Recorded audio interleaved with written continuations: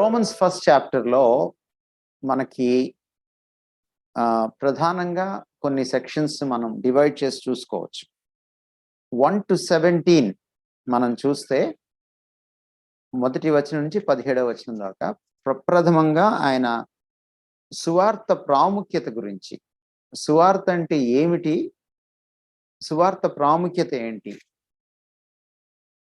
సువార్త దేని మీద ఆధారపడింది, సువార్తకు తనకున్న సంబంధం ఏమిటి, సువార్త వలన ఈ రోజున సంఘం ఎలా ఉంది, ఇలాంటి విషయాలన్నీ మాట్లాడుతుంటారు. నిజానికి రోమపత్రిక అంతా కూడా it is almost an exposition of the gospel. What gospel is, what are the blessings of the gospel and what the gospel is pivoted upon. ఇలాంటి విషయాలే మాట్లాడతారు. సువార్త అంటే ఏమిటి, సువార్త వల్ల మనకి చేకూరిన లబ్ధి ఏంటి, సువార్త వల్ల ఒక సంఘం ఎలా ఏర్పడింది, సువార్త దేని మీద ఆధారపడింది, దేని చుట్టూ పరిభ్రమిస్తుంది,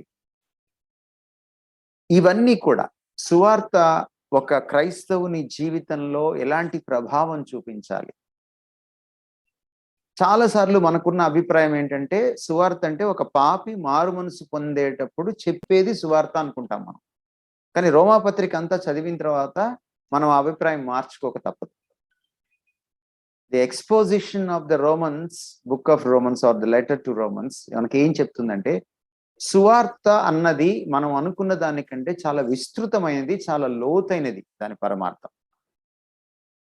అది క్రైస్తవ జీవితాన్ని అంతటినీ కూడా ఎన్కంపాస్ చేస్తుంది, తనలో ఇముడ్చుకుంటుంది. క్రైస్తవ జీవితం అంతటినీ కూడా, అంటే ఒక పాపి మారు మనసు పొందక ముందు నుంచి మారు మనసు పొందిన తర్వాత, రోమపత్రికని నేను మీకు లాస్ట్ టైం అవుట్లైన్ చేసేటప్పుడు కూడా మీకు చాలా విషయాలు నేను చెప్పాను. ఇందులో అనేకమైన విషయాలు ఇమిడున్నాయి అని. మీరు కావాలంటే రికార్డింగ్ తీసుకొని ఇదంతా కూడా మీరు వినొచ్చు. సో మనం ఫస్ట్ చాప్టర్కి మనం వస్తే కనీసం ఇక్కడ ప్రధానంగా 1 to 17 ఒక main section and 18 to the end of the chapter ఒక మెయిన్ సెక్షన్ మనకి కనపడుతుంది అనమాట. ఎండ్ ఆఫ్ ద చాప్టర్ అంటే ఇట్స్ అబౌట్ 32nd verse వరకు కూడా. 1 to 17లో అసలు గాస్పల్ ఏంటి, అది ఎందుకు ఇవ్వబడింది, ఎవరికి ఇవ్వబడింది, అది సాధించే విషయాలు ఏంటి, అది ఏం ఎక్స్పెక్ట్ చేస్తుంది, ఇవన్నీ కూడా చెప్పిన తర్వాత 18 నుంచి 32 వరకు ది సెకండ్ మెయిన్ సెక్షన్లో అసలు హ్యూమన్ ఆంథ్రోపాలజీలో ఈ రిలీజియస్ అంటే స్పిరిట్ అనేది, అంటే మత చింతన, ఆధ్యాత్మిక చింతన, దైవ చింతన అన్నది ఎందుకు కొంతమందిలో లేదు, కొంతమందిలో ఎందుకు ఉంది, ఎందుకు ఆస్తికత్వం, ఎందుకు నాస్తికత్వం, ఎందుకు కొంతమంది ఏకేశ్వరవాదాన్ని వదిలి, అంటే ఒక్క దేవుణ్ణి పూజించడం వదిలి బహుదేవత ఆరాధనకు లోనైపోయారు, విగ్రహారాధనకు లోనైపోయారు. తత్ఫలితంగా అంటే ఆధ్యాత్మికమైన సమస్య, మనిషికి భగవంతుడికి సమస్య వచ్చినప్పుడు ఆ సమస్య మనిషిలోని, సమాజంలోని ప్రతి కోణాన్ని ఎలా స్పృశించి మనిషి పతనానికి అది ఎలా దారితీసింది. సో ఈ విషయాలన్నీ కూడా తను 18 నుంచి 32వ వచనం దాకా సెకండ్ మెయిన్ సెక్షన్లో ఏకరువు పెడతాడు. ఒక రకంగా చెప్పాలంటే world's history of religion are from an anthropological point of వ్యూలో పర్టికులర్లీ స్పిరిచువల్ నుంచి అది సోషల్గా, ఇమోషనల్గా, ఫిజికల్గా, మెంటల్గా, మోరల్గా ఎలాగా ఆ ప్రభావం చూపించింది, మనిషి యొక్క స్పిరిచువల్ లైఫ్ మిగిలిన ఆస్పెక్ట్స్ మీద ఎలాగా ప్రభావం చూపించింది అన్న విషయాన్ని మాట్లాడిన తర్వాత తను దేవుడు ఎలా తీర్పు తీరుస్తాడు, ఏ పారామీటర్స్ మీద తీర్పు తీరుస్తాడు,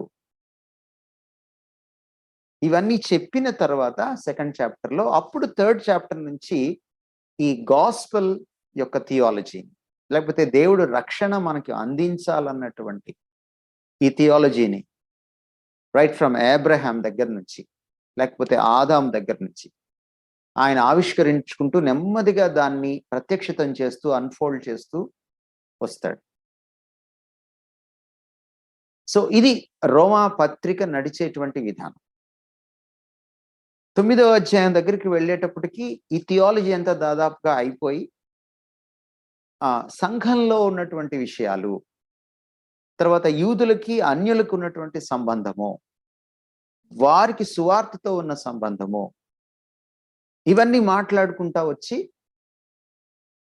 12వ అధ్యాయంకి వచ్చేటప్పటికి ప్రాక్టికల్ క్రిస్టియన్ లైఫ్ని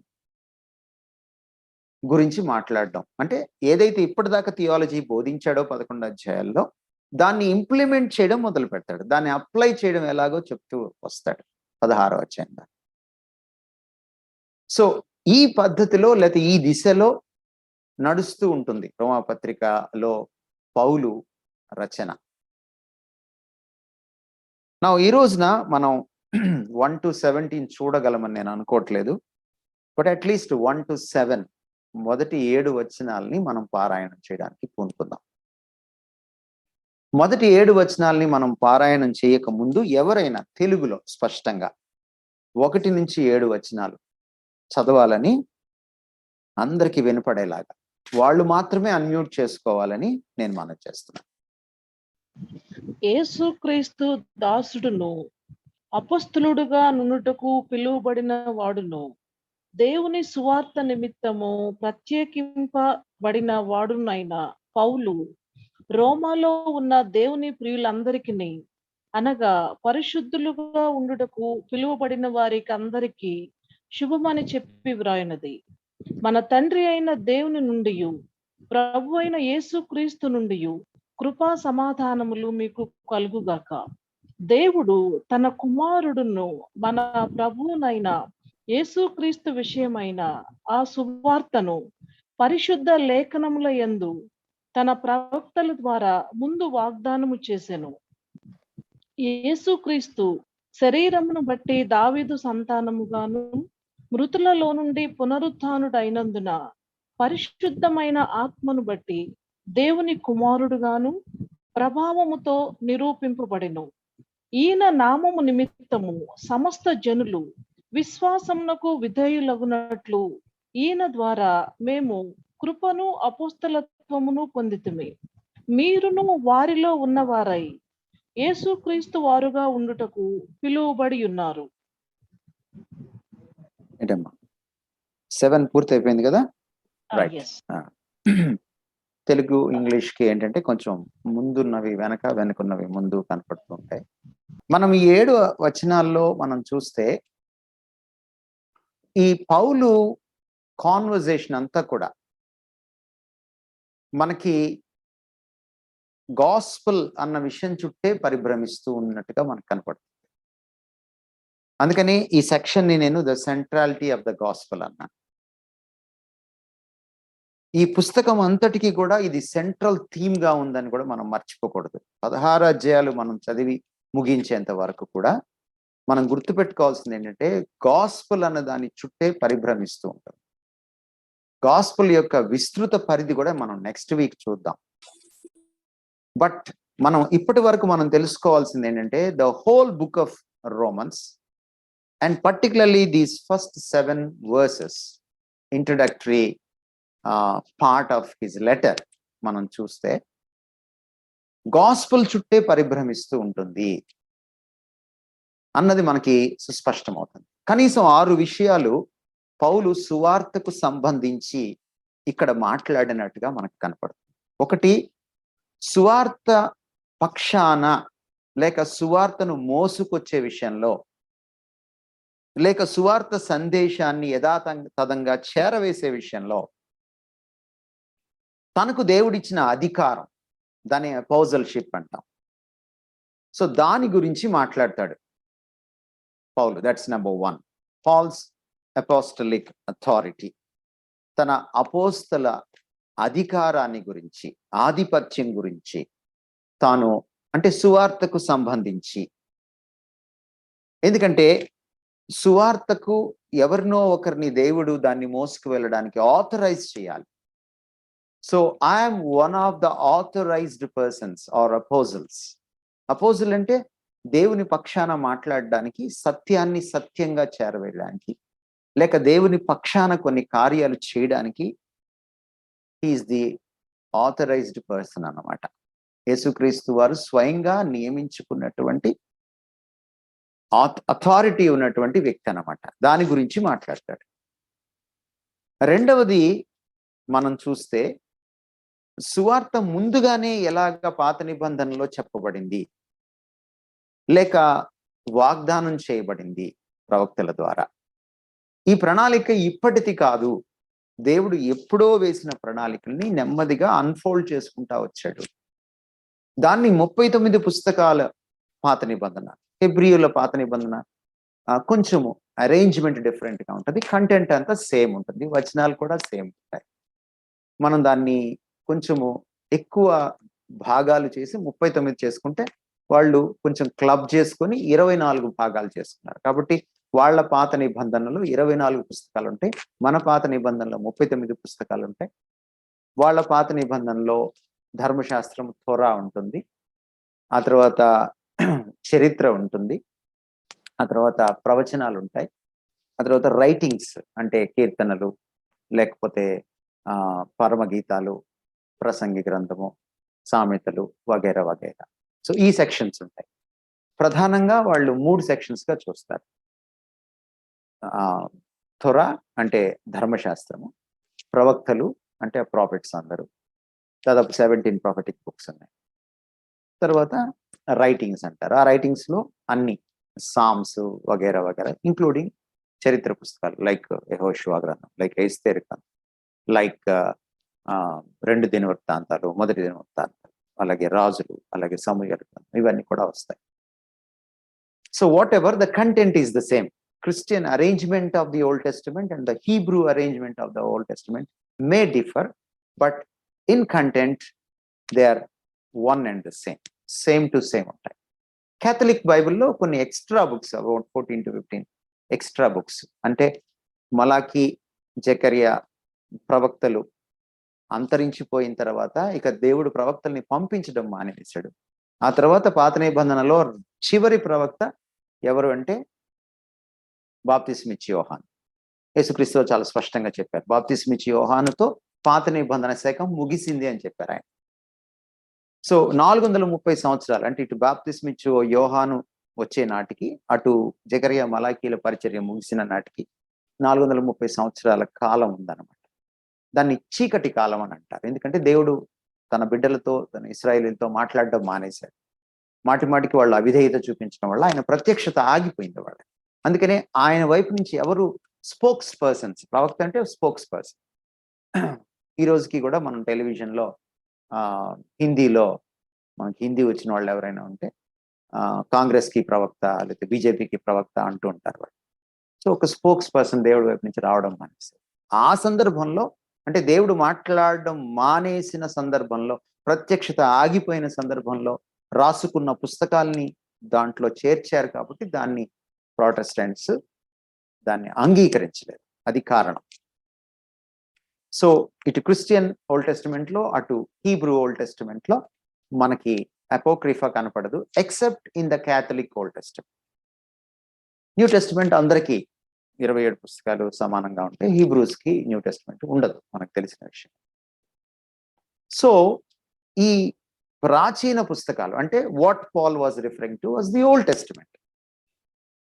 ధర్మశాస్త్రము, చరిత్ర పుస్తకాలు, రచనలు, తర్వాత ప్రవచనాలు, ఈ పుస్తకాల్లో ముందుగానే సువార్త గురించి చెప్పబడింది. ఏదైతే చెప్పబడిందో అదే ఇప్పుడు నెరవేరుతోంది.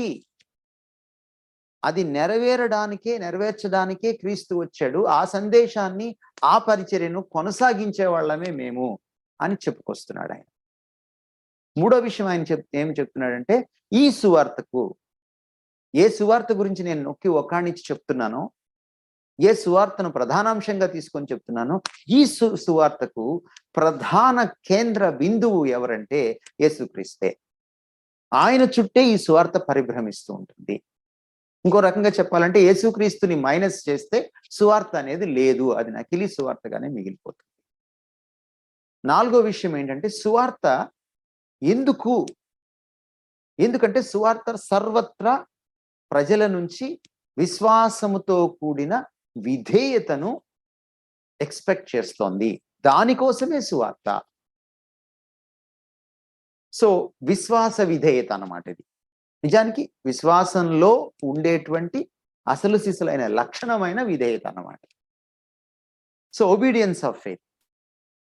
ఫిఫ్త్ పాయింట్ ఏంటంటే ఈ సువార్తను అందరికీ, ఇటు యూదులకు అటు గ్రీకులకు, ఇటు చదువుకున్న వారికి అటు చదువుకోని వారికి, ఇటు జ్ఞానవంతులకు అటు అజ్ఞానులకు, అందరికీ చెప్పడానికి దేవుడు నన్ను పంపించాడు. నా మిషన్ ఏంటంటే ఈ సువార్తను అందరికీ చేరవేయాలి, అన్ని వర్గాల వారికి, యూదులకు యూదేతరులకు, అన్ని వర్గాల వారికి, to all human beings. And ఆరో విషయం ఏమిటంటే ఇదంతా కూడా తండ్రి అయిన దేవుడు, ఆయన కుమారుడు, మన రక్షకుడు అయిన యేసుక్రీస్తు లేక మన ప్రభు అయిన యేసుక్రీస్తు వారి మహిమార్థమే ఇదంతా కూడా. సో ఈ 6 విషయాలే మనకి ఈ 7 వచనాల్లో ప్రప్రథమంగా, ప్రధానంగా, ప్రస్ఫుటంగా మనకి కనపడతాయి. వాటిల్ని ఇప్పుడు మనం లోతుగా పారాయణం చేయబోతున్నాం. ఈ పిక్చర్ ఒకసారి చూడండి. మీరు ఈ పిక్చర్ చూస్తే మీకు అర్థమవుతుంది. తర్వాత నేను మీకు మిగిలిన విషయాలు ఎక్స్ప్లెయిన్ చేస్తాను. గాస్పెల్ ఆఫ్ గాడ్ ఆయన పిలిచినటువంటి ఆ పదజాలం, లేకపోతే ఉపయోగించిన పదజాలం నేను చెప్తూ ఉండగా మీ తెలుగు బైబిల్స్ లో లేకపోతే మీ ఇంగ్లీష్ బైబిల్స్ లో ఏ బైబిల్ మీరు ఏ వర్షన్ వాడుతున్నా దాంట్లో ఈ విషయాల్ని పికప్ చేసుకుంటారని నేను నమ్ముతున్నాను. So unless you compare and refer every time with the scriptures, ఒక ఎక్స్పాజిటరీ ప్రీచింగ్ కి అర్థం ఉండదు అన్నమాట. టోజర్ అన్నట్టుగా we must not only be a worthy speakers, we must also be worthy listeners అన్నాడు. కాబట్టి యోగ్యమైన మనం ప్రబోధకులుగా మాత్రమే ఉండడం కాకుండా యోగ్యమైన శ్రోతలుగా కూడా మనం ఉండాలి. So I request all of you to be active in your listening. ముఖ్యంగా ఈ వర్చువల్ మీటింగ్ లో కొంచెం డిసిప్లిన్ ఉండదు, అయినా కూడా మీరు దాన్ని తెచ్చిపెట్టుకొని దేవుని సన్నిధిలో ఉన్నారని ఎరిగి శ్రద్ధతోటి వీలైతే నోట్స్ రాసుకోండి. వెన్ డయాగ్రామ్ లో చూపిస్తే మీకు చాలా క్లారిటీ వస్తుంది. దిస్ ఈజ్ వన్ అంటే method of doing Bible study. మనకున్నటువంటి మొదటి 6 వచనాల్లో ఇంగ్లీష్ బైబిల్లో ఉన్న విషయాలని తీసుకొని ఏమేం విషయాలు మాట్లాడుతున్నాడు చూడండి. గాస్పెల్ ఆఫ్ గాడ్, దేవుని సువార్త. ఇది అసలు గాస్పెల్ అంటేనే దేవుని మాట. God spell is gospel. దేవుడు మాట్లాడితే అది సువార్త అయింది. మనుషుల మాటలు ప్రతిసారి శుభవార్తలుగా ఉండకపోవచ్చు, కానీ దేవుడు మానవ లోకమంతటికి, లోక కళ్యాణానికి, భారతదేశ భాషలో చెప్పాలంటే ఏర్పాటు చేసినటువంటి, జగత్తు పునాది వేయబడక ముందే ఏర్పరిచినటువంటి అద్భుతమైన ప్రణాళికను, రచించిన ప్రణాళికను ఆయన అమలు చేసుకుంటూ వస్తున్నాడు ఓల్డ్ టెస్టమెంట్ నుంచి ఇప్పటి వరకు కూడా. ఆ గాస్పెల్ గురించి పౌలు మాట్లాడుతున్నాడు. చూడండి, ఇక్కడ కూడా మనం చూస్తే, మనం జాగ్రత్తగా గమనిస్తే ఈ గాస్పెల్ అటు యేసుక్రీస్తుకు, ఇటు అపోస్తలుడైన పౌలుకు, ఇటు సంఘానికి, ఆయన ఏర్పరచుకున్నటువంటి సమాజానికి ఎంత దానికి ఉన్నటువంటి అవినాభావ సంబంధము ఉందో చూడండి. తర్వాత ఆ గాస్పెల్ గురించి కొన్ని విషయాల్ని ముందుగానే చెప్పాడు పౌలు. వీటన్నిటినీ మనం క్రోడీకరించుకొని ఈ వెన్ డయాగ్రామ్ ని చూస్తే కూడా మీకు నేను మాట్లాడిన ఈ 6 విషయాలు మీకు తెలుస్తాయి. మనం 1 by 1 లోతుగా విశ్లేషించుకోవడానికి మనం ప్రయత్నం చేద్దాం. అందుకని నేను ఒక చిన్న అవుట్లైన్ మీకోసం తయారు చేశాను. Number 1, the gospel centers on Christ Jesus. సువార్త యేసుక్రీస్తు వారి చుట్టూ పరిభ్రమిస్తుంది. రోమాపత్రిక అంతా సువార్త చుట్టూ పరిభ్రమిస్తే, సువార్త అనేది నిజానికి యేసుక్రీస్తు అనే వ్యక్తి చుట్టూ పరిభ్రమిస్తుంది. ఆయన చేసిన శిలువ కార్యం చుట్టూ పరిభ్రమిస్తుంది. ఇంకా చెప్పాలంటే సిలువ వేయబడిన క్రీస్తు చుట్టూ పరిభ్రమిస్తాం. మొదటి విషయాన్ని దాన్ని మనం చూద్దాం.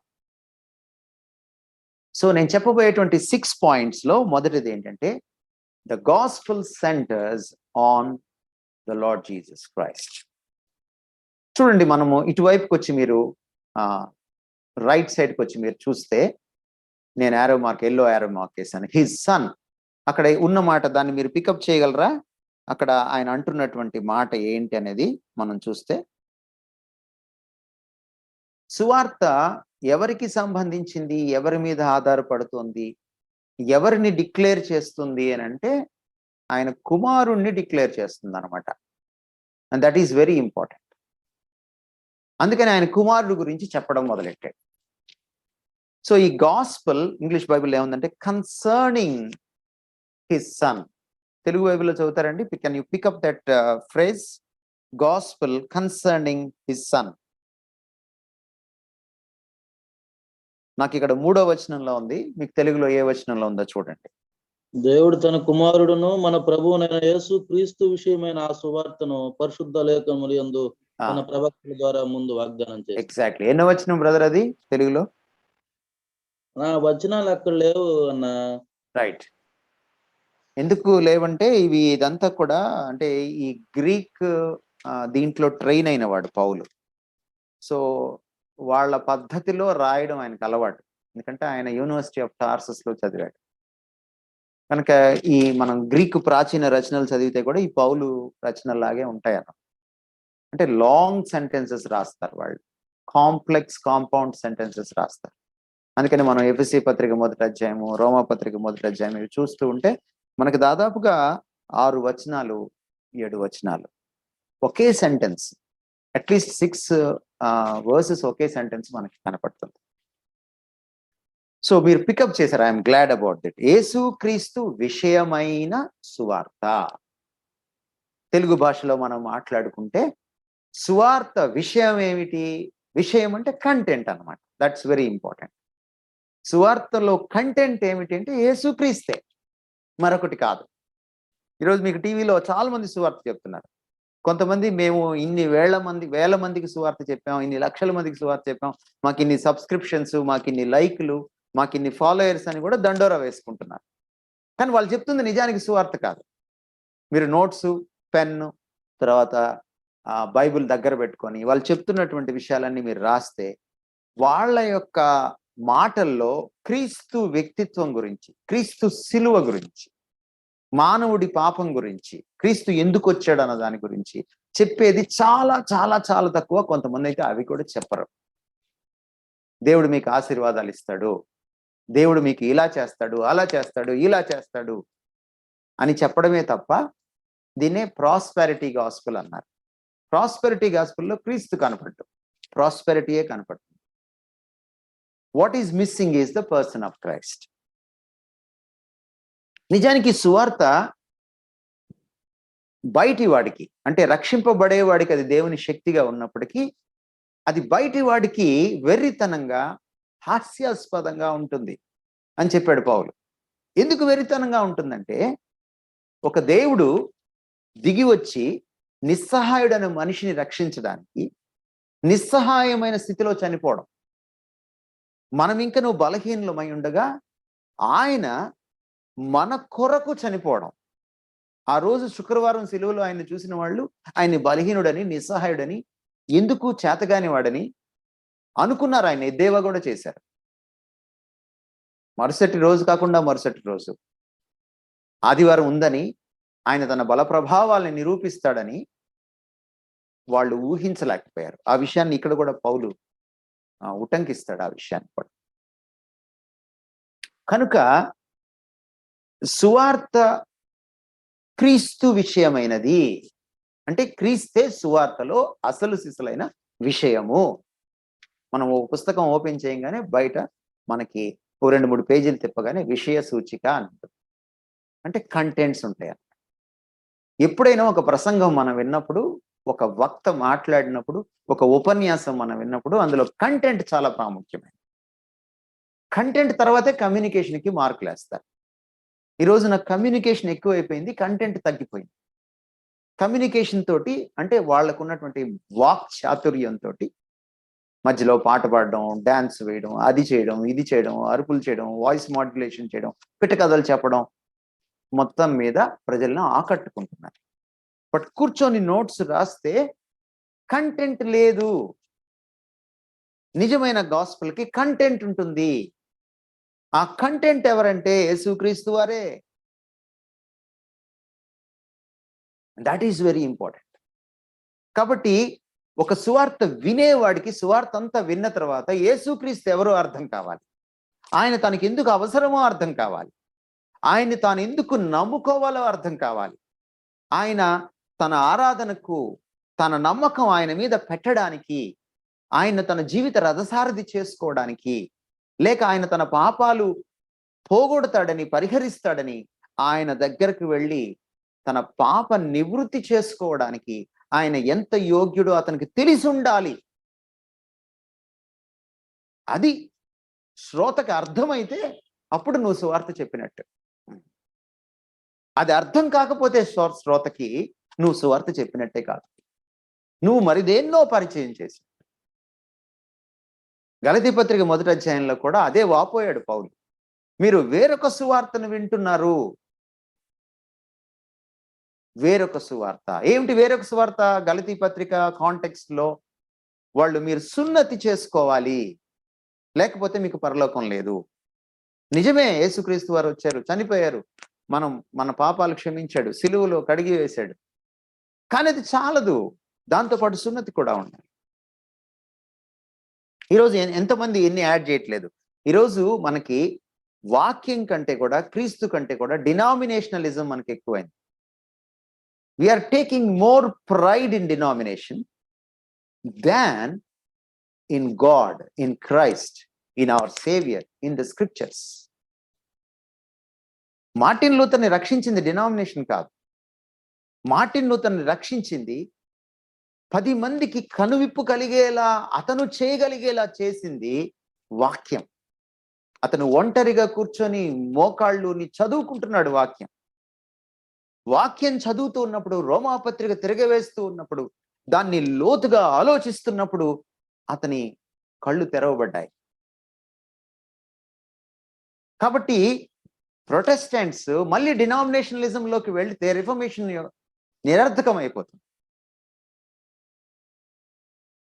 అందుకనే మార్టిన్ లూథర్, ఆ తర్వాత కాల్విన్, ఆ తర్వాత జ్వింగ్లీ, వీళ్ళు వేసినటువంటి పునాదిలో వాళ్ళు ఓన్లీ అనే మాటను పరిచయం చేశారు.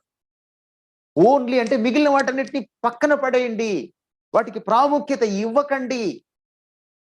ఏమిటి ఆ ఓన్లీ? 5 ఓన్లీస్, 5 సోలే అంటాం లాటిన్ లో. మనం ఎస్ కలిపితే ఇంగ్లీష్ లో ప్లూరల్ అవుతుంది, లాటిన్ లో ఫార్ములే అంటాం. ఏమిటి 5 సోలే ఏంటి అని చూస్తే, సోలా స్క్రిప్టూరా, కేవలము వాక్యము. సోలా ఫిడే, కేవలము విశ్వాసము. సోలా గ్రేషియా, కేవలము కృప. సోలా క్రిస్టోస్, కేవలము క్రీస్తే. గ్లోరియా డి, దేవునికే మహిమ. ఈ 5 స్తంభాల పైన రిఫర్మేషన్ కట్టబడింది. ఎవరైతే ఈ 5 స్తంభాలని మర్చిపోతారో వాళ్ళు ఎప్పటికీ రిఫార్మ్ కాలేరు. So content of the gospel is very important.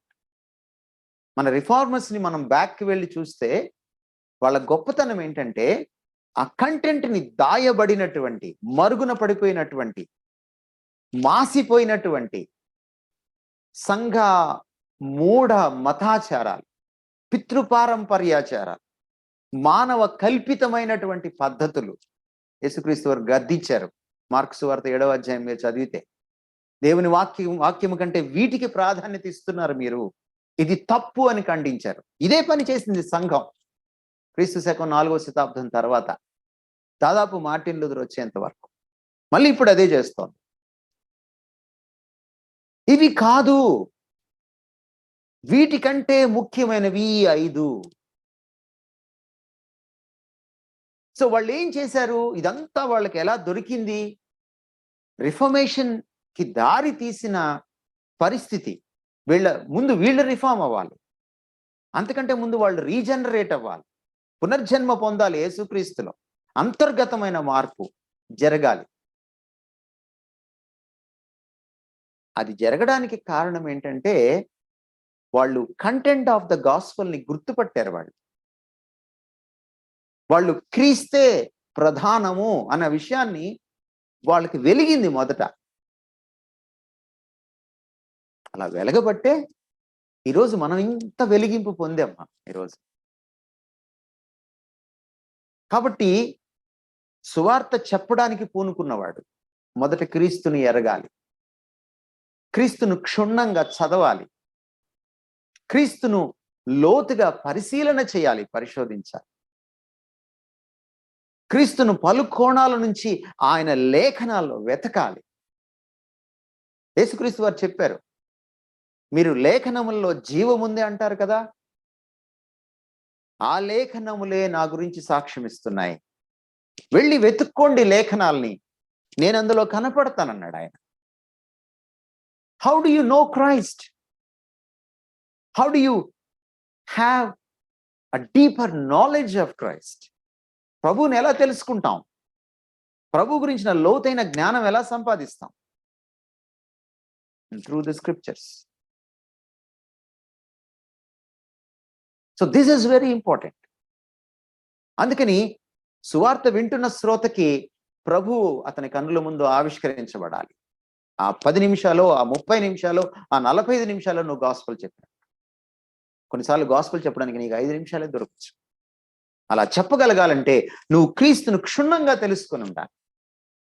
Because gospel is concerning Christ. అది క్రీస్తు విషయమైన, ఆయన కుమారుని విషయమైన. మీరు ఇక్కడ మీరు అంటే గాస్పెల్ నుంచి, గాస్పెల్ ఆఫ్ గాడ్ నుంచి హిస్ సన్ అనేటువంటి ఈ 2 సర్కిల్స్ మధ్యలో ఉన్నటువంటి యారో దగ్గర కన్సర్నింగ్ అని రాసుకోవచ్చు, విషయమై అని తెలుగులో రాసుకోవచ్చు. That's missing here. So that's the first thing.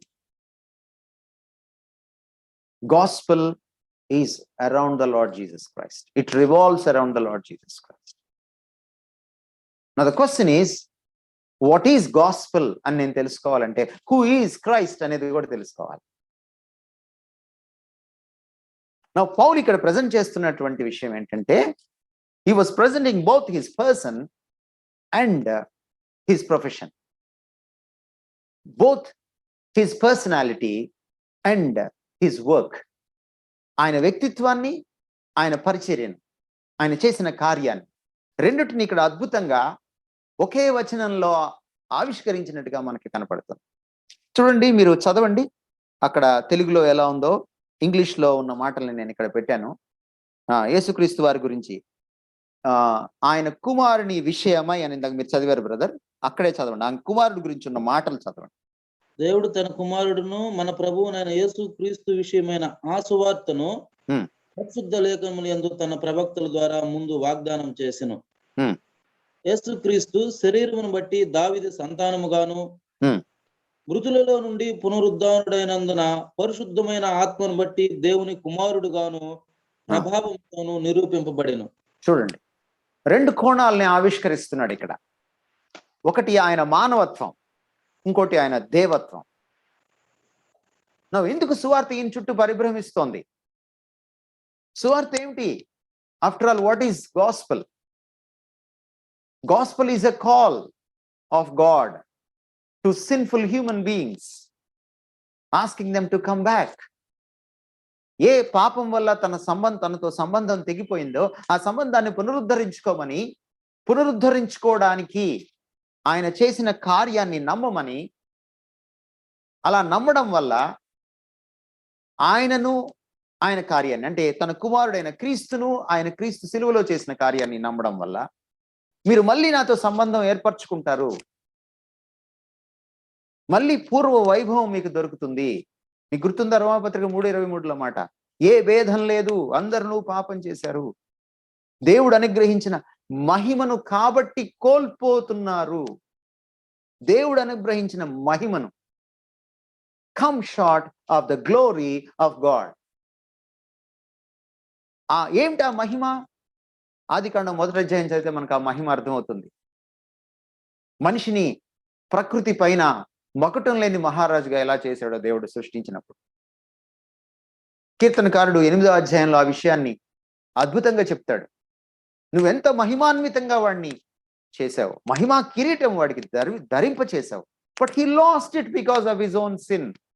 తన పాపాన్ని బట్టి దాన్ని పోగొట్టుకున్నాడు.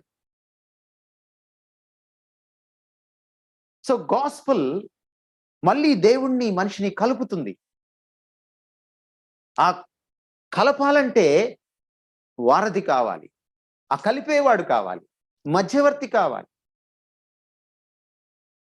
అందుకనే పౌలు చాలా స్పష్టంగా చెప్పాడు తిమోతి పత్రికలో, దేవుడు ఒక్కడే, దేవునికి నరునికి మధ్యవర్తియు ఒక్కడే, ఆయన యేసుక్రీస్తు అను నరుడు. యేసుక్రీస్తు అనేవాడు నరావతారం ఎత్తకపోతే దేవునికి మనిషికి మధ్య అసలు సిసలైన వారధి ఉండేవాడే కాదు. అంతకుముందు మోషే వారధిగా పనిచేశాడు, but he could not bridge the gap properly. అంతకుముందు చాలా మంది ప్రవక్తలు వారధులుగా పనిచేశారు మనుషులకి దేవునికి మధ్య. ఎందుకంటే మహాపరిశుద్ధుడైన దేవుణ్ణి మహాపాపి అయిన మనిషి చేరుకోలేడు, లేక చూడలేడు, లేక కలుసుకోలేడు. కాబట్టి ఆ అంతరాన్ని పూడ్చేవాడు, ఆ అగాధాన్ని పూడ్చేవాడు.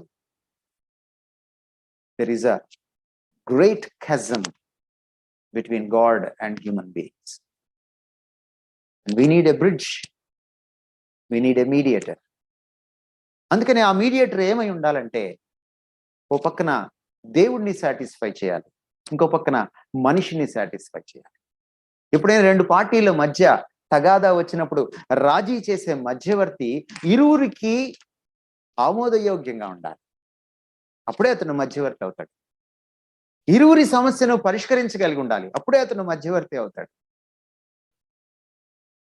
ఇరువురిని అనుసంధానం చేయగలిగిన, సంధి చేయగలిగిన వాడై ఉండాలి. అంటే ఇరువురికి కూడా ఆయన కావలసిన వాడై ఉండాలి.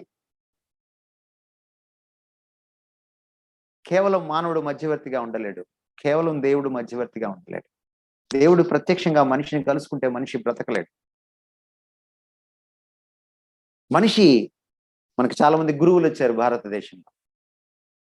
వాళ్ళు కేవలం మానవులు, మిగిలిన మానవుల కంటే కొంచెం 4 ఆకులు ఎక్కువ తిన్నవాళ్ళు అంతే.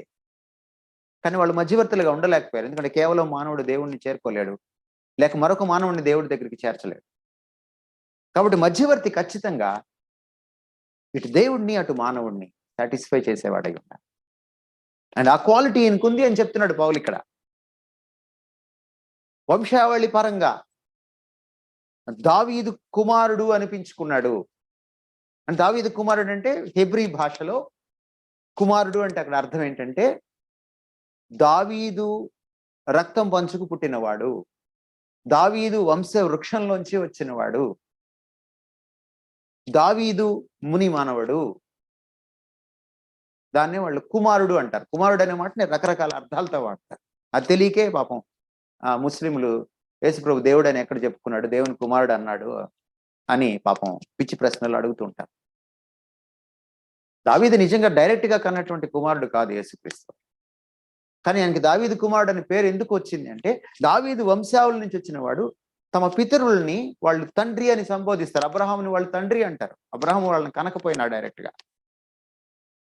సో దావీదు వంశ వృక్షం వైపు నుంచి చూసినప్పుడు, అంటే శారీరకంగా చూసినప్పుడు, శరీర విషయంలో అకార్డింగ్ టు ద ఫ్లెష్ అంటున్నాడు. దావీదు వంశావళి నుంచి వచ్చిన వాడు కాబట్టి he is a real human being. చాలాసార్లు దేవుడు అవతారం ఎత్తినప్పుడు ఆ అవతారం రియల్ కాదని చెప్పుకుంటారు. అది లీలా, అంటే ఇట్స్ ఎ డ్రీమ్, ఒక ఇల్యూజన్ లాంటిది. అలా అవతారం ఎత్తినట్టు కనపడి సమస్య అలా పరిష్కరించేసి మళ్ళీ అంతర్ధానం అయిపోతాడు ఆయన. అందుకని వాళ్ళకి చరిత్రలో ట్రేసెస్ ఉండవు వాళ్ళకి. కానీ యేసుక్రీస్తు అలా కాదు. ఆయన ఎంత రియల్ హ్యూమన్ బీయింగ్ అయ్యాడంటే చరిత్ర నెట్ట నిలువుగా విడిపోయింది. క్రీస్తు శకము క్రీస్తు పూర్వం అని. కాలాతీతుడైన దేవుడు కాలంలోకి అడుగుపెట్టినప్పుడు కాలం చీలిపోయింది రెండుగా, క్రీస్తు పూర్వం క్రీస్తు శకం అని. ఈరోజు క్రీస్తు నరావతారము, ఇట్ ఈస్ సో రియల్. కాబట్టి నా పాపం ఎంత రియలు, దాని యొక్క పర్యవసానాలు, దానివల్ల వచ్చిన బాధలు, దానివల్ల వచ్చిన మరణము ఎంత రియలో, దాన్ని తీర్చడానికి వచ్చిన వాడు కూడా రియల్ అవతారం ఎత్తుండాలి. సో చెప్తున్నాడు పౌలు ఇక్కడ, on one side he is truly human. ఎందుకంటే దావీదు వంశావళిగా నుండి గుండా వచ్చి తల్లి మరియ గర్భాన ఆయన రక్త మాంసంలో పాలివాడయ్యాడు, పుట్టాడు, ఈ భూమి మీదకి వచ్చాడు. But on the other side, he is not a mere human being. He is God himself. మళ్ళీ ఇక్కడ ఆ పదం వాడాడు, దేవుని కుమారుడని బల ప్రభావములతో నిరూపింపబడ్డాడు ఆత్మ ద్వారా. అదేమో శరీరం ద్వారా చూసినప్పుడు, ఇది ఆత్మ ద్వారా చూసినప్పుడు. రెండు కోణాలు అక్కడ. మానవ సంబంధమైన పరిస్థితుల్లో మనిషి దేవుణ్ణి కూడా తన చట్రంలో చూస్తాడు. లేకపోతే అంటే దేవుడు టాంజిబుల్ గా, అంటే తనకు అందుబాటులోకి భౌతిక స్థాయిలోకి రాకపోతే మనిషి దేవుణ్ణి నమ్మలేడు, అనుభవించలేడు. ఆదాము ఒంటరిగా ఉండిపోతే సరిపోతుంది, దేవుడితో అతనికి ఎప్పుడు సహవాసం ఉంది. చల్లపూట వచ్చి ఆదాంతో మాట్లాడి వెళ్ళేవాడు దేవుడు. కానీ అక్కడ టాంజిబిలిటీ లేదు. దేవుడు వచ్చి ఆదంతో సంభాషించినా కూడా there is a big gap. Ontological gap అంటాం దీన్ని థియాలజీ. స్వాభావికమైనటువంటి అస్తిత్వ సంబంధమైనటువంటి గ్యాప్ ఉంది. దేవుడు అనంతుడు, ఆదాము పరిమితుడు. దేవుడికి శరీరం లేదు, ఆదాముకి శరీరం ఉంది. అందుకనే హవ్వని ఇవ్వాల్సి వచ్చింది. ఆ టాంజిబిలిటీ ఉండాలి. అందుకనే క్రీస్తు నరావతారం ఎత్తవలసి వచ్చింది. అది ఆయన అగత్యం కాదు, అది మన అగత్యం, మన కోసం, మన అవసరం అది. But that doesn't mean that he is a mere human being. ఆయన కేవలం మానవుడు అనుకోవడానికి వీల్లేదు. అందుకే చెప్తున్నాడు, ఒకే వచనంలో ఆయన మానవత్వాన్ని, దేవత్వాన్ని ఏకకాలంలో ఆవిష్కరిస్తున్నాడు పౌలు ఇక్కడ. ఆయన son of God in power. ఆధ్యాత్మికంగా చూసినప్పుడు ఇక్కడ పరిశుద్ధుడైన ఆత్మ, దాన్ని మనం పరిశుద్ధాత్మ అనేటువంటి పదంతో సంబోధిస్తూ ఉన్నాం. అదే మాటని. సో పరిశుద్ధుడైన ఆత్మ అన్న పరిశుద్ధాత్మ అన్న ఒక్కడే, అది మనం అర్థం చేసుకోవాలి. సో ఎలా ఇది నిరూపణ జరిగింది? అక్కడ కన్యక గర్భాన పుట్టడం వల్ల ఆయన మానవుడు, ట్రూలీ హ్యూమన్, నిజముగా అసలు సిసలైన మానవుడు నిరూపణ అయితే, ఇక్కడ ఆయన పునరుద్ధానం చెందడం వల్ల ఆయన దేవుడు, దైవ కుమారుడు అని బల ప్రభావములతో నిరూపింపబడింది. What does it mean? మరణం గెలవగలిగిన వాడు ఎవడు? ఈరోజు చాలా మంది మరణం గెలిచామని చెప్పుకుంటున్నారు, బట్ దాఖలాలు లేవు, గ్యారెంటీ లేదు. బట్ యేసుక్రీస్తు మరణం గెలిచాడని చెప్పడానికి ఈరోజు మనం బల్ల గుద్ది చెప్పడానికి మనకు అద్భుతమైన సాక్ష్యాలు ఉన్నాయి. అనేక మంది ఈ సత్యాన్ని, ఈ క్రైస్తవ మూల సత్యాన్ని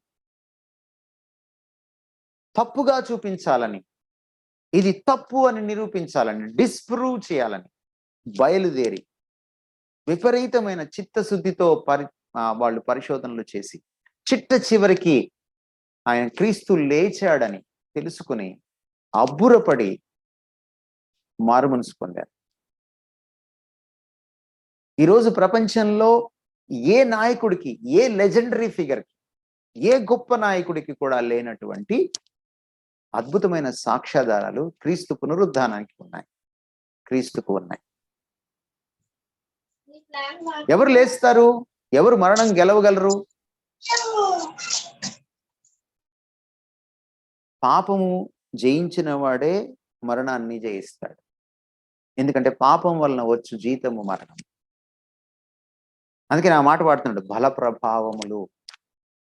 ఏమిటి ఈయన బల ప్రభావాలు? ఈయన పాపాన్ని తుంచగలిగిన బలం కలిగిన వాడు. ఎందుకంటే ఆయన మొదట పాపాన్ని జయించాడు. అందుకనే పాపం వల్ల వచ్చు మరణమును కూడా ఆయన జయించాడు. మనము హెబ్రీ పత్రిక 2వ అధ్యాయము 13-14 వచనాలు ఎవరైనా చదవండి. హెబ్రీ 2:13-14.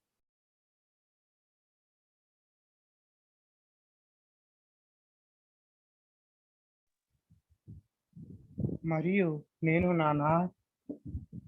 నేను నా నాయన నమ్ముకొని అందున అన్నియు ఇదిగో నేనును దేవుడు నాకు ఇచ్చిన పిల్లలను అన్నియు చెప్పుచున్నాను.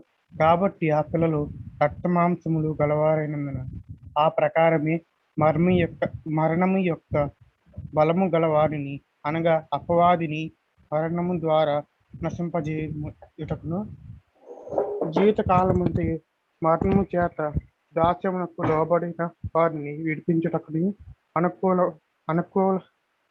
ఆయన కూడా రక్త మాంసంలో పాలు వాడాడు. ఏం చేశాడట ఆయన? మరణంలోకి ఎందుకు వెళ్ళాడు ఆయన? మరణాన్ని, ఆ మరణం యొక్క బలము గలవాడైన అపవాదిని జయించడానికి, తత్ఫలితంగా మరణ భయం నుంచి, మరణము నుంచి మనల్ని విడిపించడానికి. ఈరోజు ఒకసారి గుండె మీద చేసుకొని చెప్పండి, మీరు ఎంతమంది మీ పెళ్ళిళ్ళప్పుడు, మీరు ఇల్లు కట్టుకున్నప్పుడు, మీరు నిద్రలు చేసేటప్పుడు, మీరు మనుషులు పోయినప్పుడు, ఆచారాలు పాటించేటప్పుడు.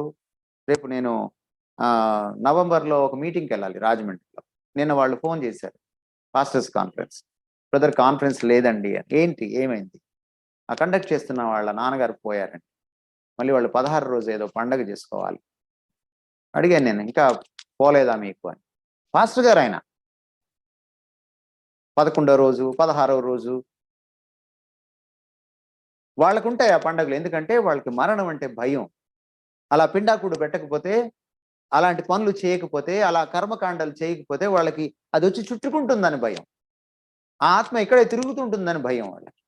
మీ ముందే చెప్తారు పాస్టర్ గారు, మన్నుకు మన్ను అయిపోయింది, ఆత్మ దేవుని దగ్గరికి వెళ్ళిపోయింది, కానీ మీరు నమ్మరు. మళ్ళీ ఆ పనులు, ఆ చండాలమైన పనులన్నీ చేస్తుంటారు. ఆయన ఎందుకు వచ్చాడట? మరణము యొక్క బలము గనవాడిని జయించాడు, మరణాన్ని జయించాడు. తత్ఫలితంగా మరణం నుంచి మనల్ని విడిపిస్తాడు. నా యందు విశ్వాసం ఉంటువాడు ఎన్నటికి నీ చనిపోడు, చనిపోయినను తిరిగి బ్రతుకును. లాజరు సమాధిలో ఉన్న లాజర్ని లేపక ముందు ఆయన సోదరికి ఆయన ఈ మాటే చెప్పాడు, యోహాను సువార్త 11వ అధ్యాయం. కానీ మనం నమ్మట్లేదు. ఆ బల ప్రభావంలో మనకు అర్థం కావట్లేదు. ఇదే అంటున్నాను. అందుకే మనకెందుకు గాస్పల్ యొక్క విస్తృతార్థం తెలియలేదు, గాస్పల్ యొక్క లోతైన పరమార్థం తెలియలేదు అని అంటే, మనకి క్రీస్తు అర్థం కాలేదు. క్రీస్తుని నమ్ముకోవడం అంటే ఆదివారమో లేకపోతే ప్రతిరోజు కూర్చొని క్రీస్తు నామ భజన చేయడం కాదండి. క్రీస్తుని నమ్ముకోవడం అంటే ఆ మహిమా ప్రభావములు కలిగిన ఆ మహోన్నతుడిని తెలుసుకోవడం, ప్రత్యక్షంగా, వ్యక్తిగతంగా. ఇదిగో ఈ పరిశుద్ధ లేఖనాల్లో ఏముందో దాన్ని అచ్చంగా నమ్మి దాన్ని జీవితంలో జీర్ణించుకొని ఆచరించడం. ఈ పుటలు మనం తిరగవేసినప్పుడల్లా, లేఖనాల పుటల్ని, ఆయన ముఖ చిత్రం మనకు కనపడాలి.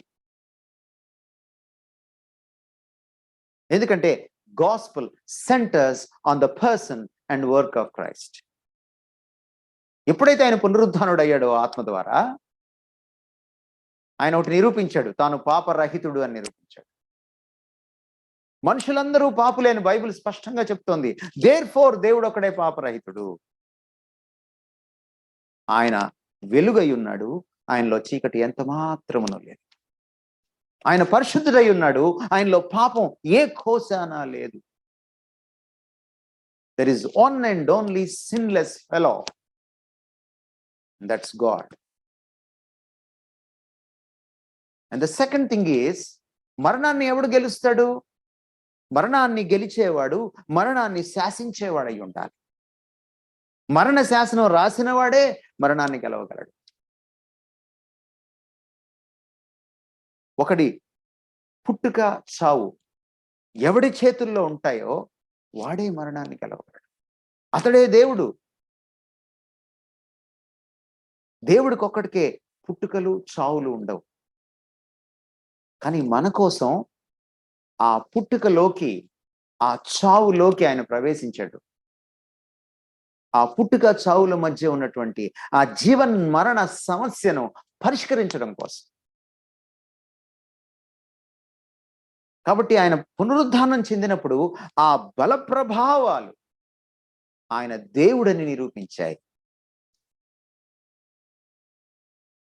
పునరుద్ధానం ఈరోజు ఒక చారిత్రక సాక్ష్యం. యేసుక్రీస్తు చరిత్రలో ఉన్నాడు అని ఆయన పుట్టుక చెబితే, పునరుద్ధానం యేసుక్రీస్తు దేవుడు, కేవలం మానవుడు కాదు, ఆయన దైవ మానవుడు అని ఆయన పునరుద్ధానం నిరూపించింది. దేర్ఫోర్ ఆయనే గాస్పల్ కి కంటెంట్ అవుతాడు. ఎందుకంటే ఆయన ఒక పక్కన పరిపూర్ణ మానవుడు, మరో పక్కన పరిపూర్ణ దేవుడు. ఒక పక్కన ట్రూలీ హ్యూమన్, ఇంకో పక్కన ట్రూలీ గాడ్. ఆయన నిజముగా మానవుడు, నిజముగా దేవుడు. దేర్ఫోర్ మనిషికి దేవుడికి మధ్య పాపం వల్ల, మనిషి పాపం వల్ల ఏర్పడిన ఈ అంతరాన్ని ఆయన మాత్రమే పూడ్చగలుగుతాడు. ఆయన మాత్రమే వారధిగా ఉండగలుగుతాడు. ఆయన మాత్రమే అసలు సిసలైన మధ్యవర్తిగా ఉండగలుగుతాడు.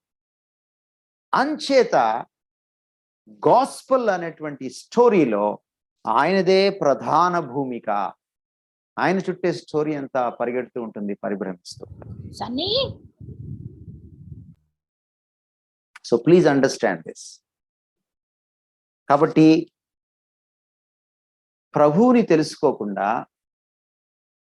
నేను సువార్తను ప్రకటించలేను. సువార్తను ప్రకటించాలంటే అవతల వాడికి ప్రభువు అర్థం కావాలి. ప్రభువు అర్థం కాకుండా చెయ్యెత్తి ముందుకు వచ్చాడంటే అది ఏదో గొప్ప కార్యం అనుకోకండి. ఎందుకంటే అతను చెయ్యెత్తి ముందుకు వచ్చాడు అంటే అతను దేవుడితో సంబంధం ఏర్పరచుకుంటున్నాడు అని అర్థం. ఆ దేవుడు ఎవరో తెలియకుండా అతనితో సంబంధం ఏర్పరచుకోలేడు అతడు. అది భావోద్రేకపరమైన క్షణికావేశంలో చేసింది, లేక నకిలీ పరివర్తన, కన్వర్షన్ అవుతుంది తప్ప. సో పౌలు చాలా లోతైన విషయాలు మాట్లాడుతున్నాడు. మనము సెకండ్ పాయింట్ ని చూద్దాం. The gospel is commissioned to apostles first. It is commissioned to apostles. Now పౌలుకి, యేసుక్రీస్తుకి గాస్పెల్కి ఉన్న సంబంధాన్ని చూసాం. పౌలుకి సువార్తకి గాస్పెల్కి ఉన్న సంబంధం ఏంటో చెప్తున్నాడు. ఆయన మాటలు మళ్ళీ ఒకసారి మనం విందాం. ఎవరైనా తెలుగులో చదవండి. ఇంగ్లీష్లో నేను చదువుతున్నాను, దాన్ని మీరు తెలుగులో పికప్ చేసి చదవండి. Paul, a servant of Christ Jesus, called to be an apostle, set apart for the gospel of God. ఇవి గాస్పెల్తో ఆయనకున్న ఆ సంబంధాన్ని తెలియచేసేటువంటి పదాలు, పదజాలాలు, ఫ్రేజెస్ అండ్ ద టర్మ్స్. ఎవరు ఈ పౌలు అని చూస్తే విత్ రిగార్డ్ టు గాస్పెల్ మాట్లాడుతున్నాడు. తన ఐడెంటిటీని గాస్పెల్లో చూసుకుంటున్నాడు అతను. With regard to the gospel. ఎవరు నేనంటే, I am a servant of God or a minister of God set apart for the gospel. సువార్త కోసము ప్రత్యేకింపబడిన వాడిని. చూడండి ఎంత అద్భుతమైనటువంటి, ఆయన దాన్ని చాలా సగర్వంగా చెప్పుకుంటున్నాడు, చాలా సుస్పష్టంగా చెప్పుకుంటున్నాడు ఆ విషయాన్ని. He knew his identity. He knew his mission. చాలా స్పష్టంగా తెలుసు ఆయనకి, పౌలుకి. మీరు జాగ్రత్తగా చూస్తే ఆ విషయాల్ని పౌలు చెప్పుకుంటున్నాడు. చూడండి, సెట్ అపార్ట్ ఫర్ అని రాశాను నేను. అందుకని ఈ సువార్తను మోసుకెళ్ళడానికి, ఈ సువార్తను ప్రజలకు చేరవేయడానికి, ఈ సువార్తను ప్రజలకు అర్థమయ్యేలా చెప్పడానికి, అంటే క్రీస్తును వారి కనుల ముందు ఆవిష్కరించడానికి, క్రీస్తును వాళ్ళ హృదయానికి గోచరమయ్యేలాగా తెలియచెప్పడానికి అందుకని విశ్వాసం గురించి మాట్లాడుతూ పౌలు రోమాపత్రికలో అన్న మాట ఏమిటంటే 10వ అధ్యాయంలో, క్రీస్తు వలని మాట వలన విశ్వాసం కలుగుతుంది, వినుట వలన విశ్వాసం కలుగుతుంది, అయితే క్రీస్తు వలని మాట వలన విశ్వాసం కలుగుతుంది. సువార్త అంటే క్రీస్తు వలని మాట, క్రీస్తు వారి మాట, క్రీస్తు గురించి చెప్పడమే సువార్త. నువ్వు క్రీస్తు గురించి ఒక అద్భుతమైన నవల రాసి దాన్ని మార్కెట్లోకి తీసుకెళ్తే నువ్వు అద్భుతమైన సువార్త చెప్పావని అర్థం. క్రీస్తు గురించి ఒక అద్భుతమైన సీరియల్ తీసి దాన్ని టెలివిజన్లో నువ్వు ప్రసారం చేసావంటే, కంటెంట్ను మార్చకుండా నువ్వు ఎంత కాంటెంపరీగా దాన్ని రాసినా కూడా క్రీస్తు అనే చిత్రాన్ని ఛిద్రం చేయకుండా నువ్వు ప్రజెంట్ చేస్తే నువ్వు గాస్పుల్ చెప్పావని అర్థం. నీ జీవితంలో నువ్వు క్రీస్తును చూపిస్తున్నావు అనుకో, నీ నైబర్హుడ్లో, నీ వర్క్ ప్లేస్లో, నీ కుటుంబంలో, నీ ఫ్రెండ్ సర్కిల్లో నువ్వు గాస్పుల్ చెప్తున్నావని అర్థం. Paul he was too conscious about his identity and mission. తానెవరు, తాను ఏం చేయాలి. ఆయన గుర్రం మీద నుంచి కింద పడగానే చూడండి ఆయన ప్రతిస్పందన. మొదటి ప్రశ్న, ప్రభువా నువ్వెవరు? ఆ పాట ఇప్పుడే ముగించుకున్నాం మనం. ప్రభువా నువ్వెవరు? ప్రభు ఎవరో తెలుసుకున్నాక అతనికి అర్థమైంది ఒకటే, ఇంకొక ప్రశ్న మిగిలింది అతనికి, నన్నేం చేయమంటావు? Because he called him the lord. ప్రభు అని పిలిచాడు అతను. ప్రభు అని పిలిస్తే ఆయనకు దాసోహం అయిపోయాడు అన్నమాట. ఆయనకు ఇక పూర్తిగా దాసుడు అన్నమాట. ఆయన ఏం చెప్తే అది చేయాలన్నమాట. పూర్వం రోజుల్లో రాజులు సింహాసనం పైన కూర్చొని చప్పట్లు కొడితే ఆ ద్వారం దగ్గర ఉన్న ద్వారపాలకులు లేక భటులు లోపలికి వచ్చి చిత్తం ప్రభు అనేవాడు. ఏమిటి దాని అర్థం? ఏంటి ప్రభు అని అడగరు, అది అమర్యాద. చిత్తం ప్రభు అని తల ఉంచుతారు. ఆయన కళ్ళల్లోకి కూడా చూడరు, ఆయన ముఖంలోకి కూడా చూడరు. అది గౌరవం. ఎందుకంటే వాళ్ళు అక్కడ ఉన్నదే ఆయన చెప్పిన పని చేయడం. ఎందుకు, ఏమిటి, ఎలాగా ఆయన చెప్తే చేయడమే వీళ్ళకి అనవసరం. అందుకని గుర్రం మీద నుంచి కింద పడగానే ఫస్ట్ ప్రశ్న, నువ్వెవరు?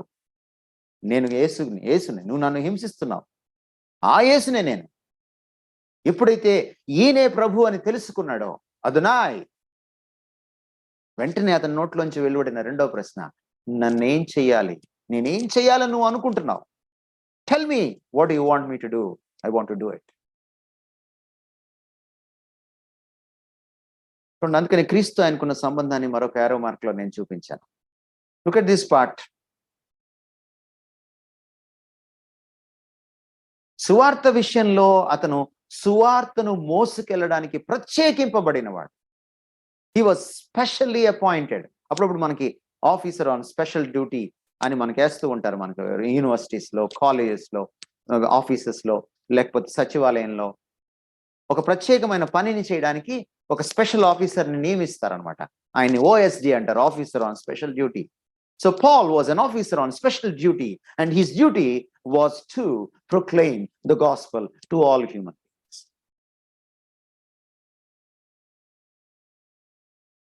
క్రీస్తుతో ఆయన సంబంధం ఏమిటి? ఎందుకంటే గాస్పల్కి క్రీస్తుకి అవినాభావ సంబంధం ఉంది. క్రీస్తు గాస్పల్కి కేంద్ర బిందువు. కాబట్టి క్రీస్తుతో అతనికి సంబంధం లేకుండా అతనికి గాస్పల్ని చెప్పే హక్కు అతనికి ఉండదు. Look at this triangle. కాబట్టి క్రీస్తుతో చెప్పుకుంటున్నాడు, నేను క్రీస్తుకి ఏమవుతాను? దాసుడను, అపోస్తలుడను. నా దాసుడు అన్నప్పుడు ఆయన వాడిన పదం ఏమిటంటే, ఆయన కానీ పేతురు కానీ ఎవరైనా వాళ్ళు మొదటి శతాబ్దంలో రాసినప్పుడు, పలికినప్పుడు వాళ్ళు వాడిన పదజాలం ఏంటంటే, వాళ్ళ మనసులో ఉన్న చిత్రం ఏమిటంటే, ఐడియా ఏమిటంటే, నేను ఒక బాండ్ సర్వెంట్ని, అంటే జీవిత కాలము ఆయనకు బానిసనుగా ఉండిపోయేవాడిని. పూర్వకాలం బానిసల్ని వాళ్ళు కొని తెచ్చుకుండేవాళ్ళు, ఎక్కడి నుంచో. బానిసల్ని అమ్మే రోజులు అవి, కొనుక్కుండే రోజులు అవి. తెచ్చుకున్న తర్వాత ఆ బానిసకి ఒక ముద్ర వేస్తారు, లేక గడప దగ్గరికి తీసుకెళ్ళి ఒక కాల్చిన చువ్వ తీసుకొని ఆ చెవిలో గుచ్చుతారు, మావాడు, ఇతను నావాడు అని చెప్పుకోవడానికి. సో ఒకసారి అది జరిగిన తర్వాత అతను ఎక్కడికి పారిపోయినా అతనికి ఉద్యోగం దొరకదు, అతను బ్రతకలేడు, ఎవ్వడు అతనికి అన్నం పెట్టడు, ఉద్యోగం ఇవ్వడు, పని ఇవ్వడు. ఎందుకంటే ఆ ముద్ర ఉన్నవాడు వేసిన వాడి దగ్గరే మళ్ళీ వెళ్ళి పని చేయాలి. సో అతను బ్రతికినంత కాలం, ఒకవేళ అతను పెళ్లి చేసుకుంటే అతని పిల్లలు, అతని భార్య కూడా ఆ బానిసగానే బ్రతకాలి. పౌలు ఏ సెన్స్ లో మాట్లాడుతున్నాడంటే, జీవితకాలం బానిసగా నన్ను నేను దాసోహం చేసుకున్నాను క్రీస్తుకి, అటువంటి సర్వెంట్ని నేను. What a commitment. ఆ బానిస దురదృష్టవశాత్తు యాదృచ్ఛికంగానో కాకతాళీయంగానో యాక్సిడెంటల్ గానో తన ప్రమేయం లేకుండా బానిస అవుతాడు.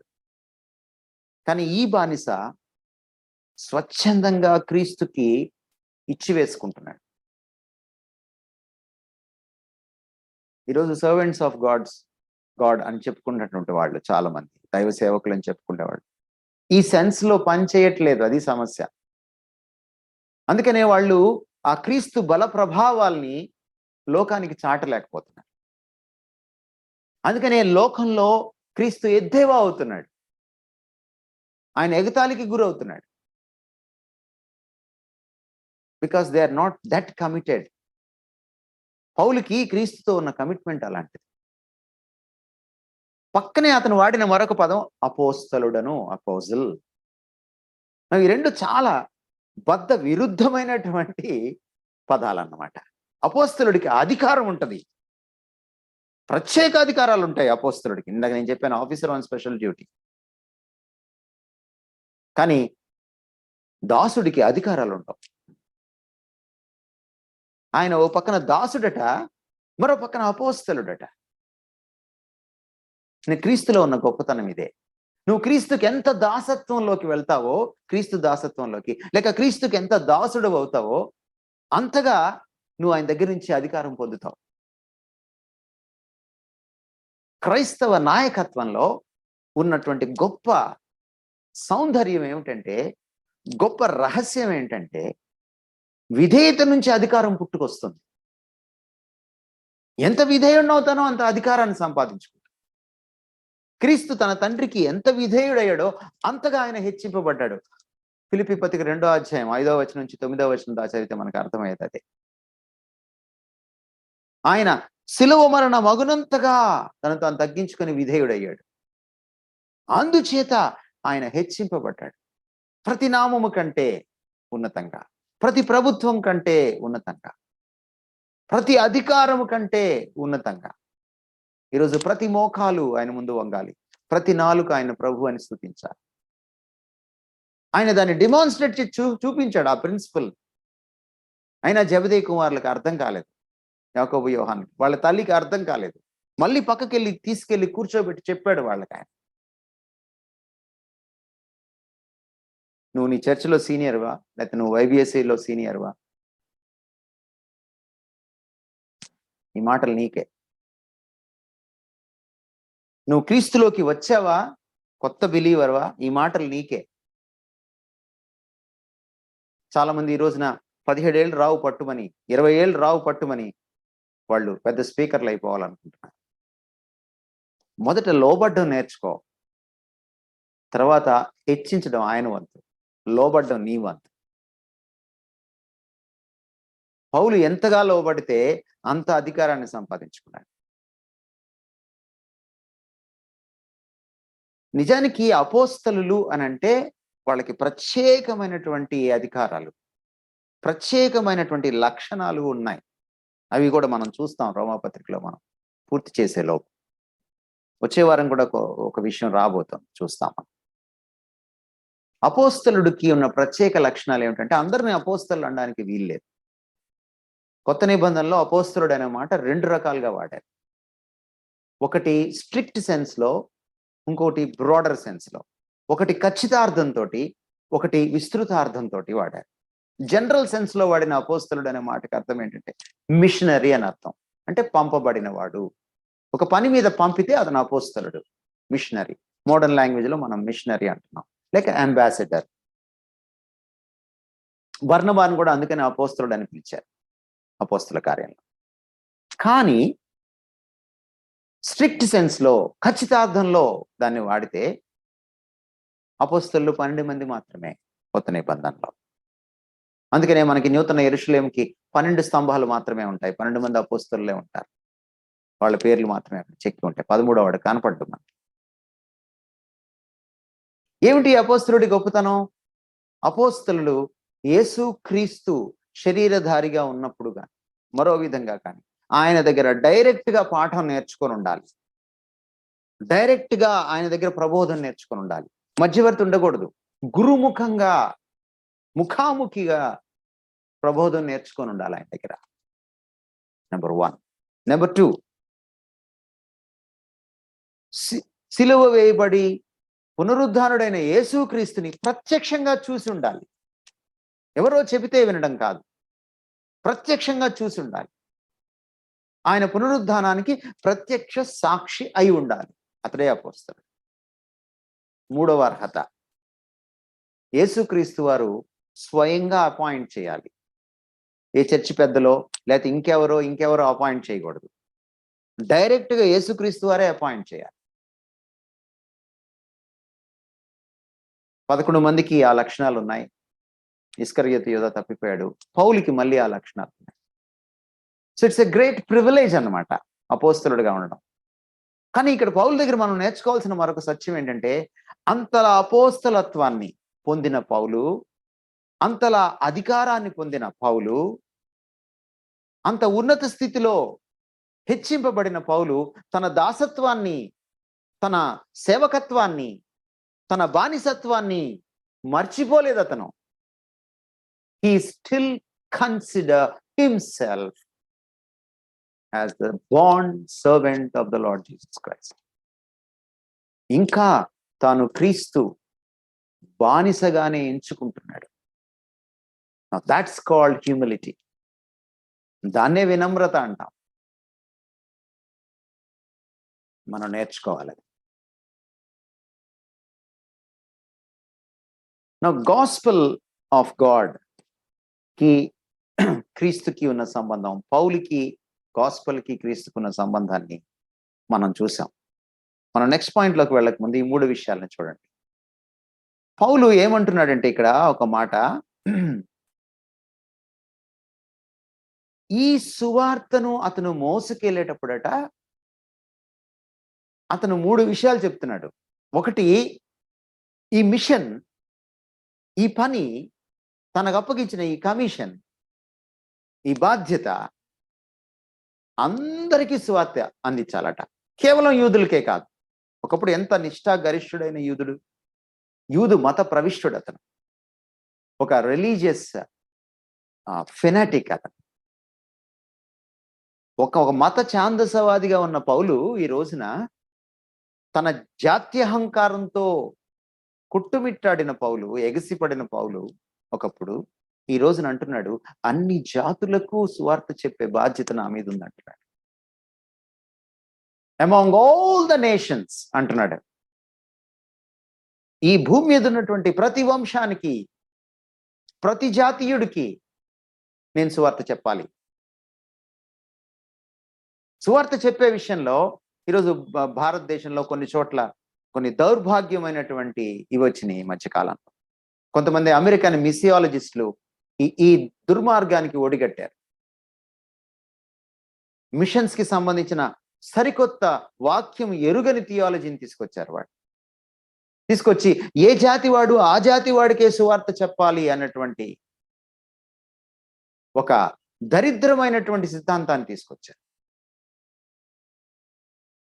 కొంత అడ్వాంటేజ్ ఉంటుంది. నేను ఒక కోయవాడిని అయితే, నేను మారుమనసు పొందితే నా కోయ జాతిలో సువార్త చెప్పడానికి కొంత అడ్వాంటేజ్ ఉంటుంది. బట్ దట్ డజంట్ మీన్ నేను కోయ వాళ్ళకి మాత్రమే సువార్త చెప్పాలి, వేరే వాడికి చెప్పకూడదని కాదు.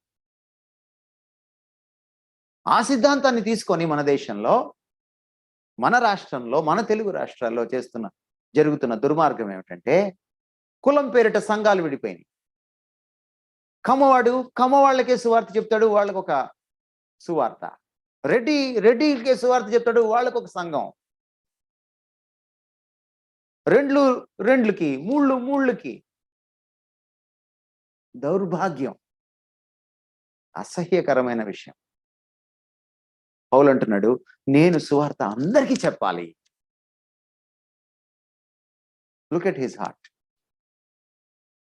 మన దేవుడు నిష్పక్షపాతి అయినప్పుడు మనం కూడా నిష్పక్షపాతంగా ఉండద్దా?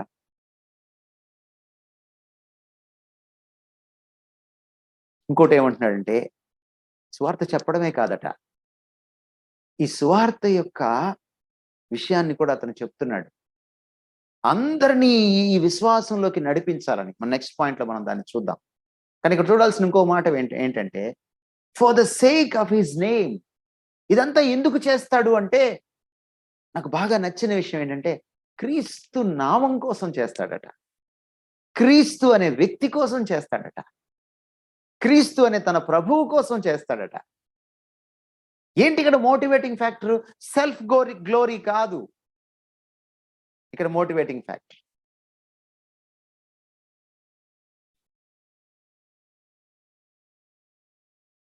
The gospels concern, fourth point, is the obedience of faith.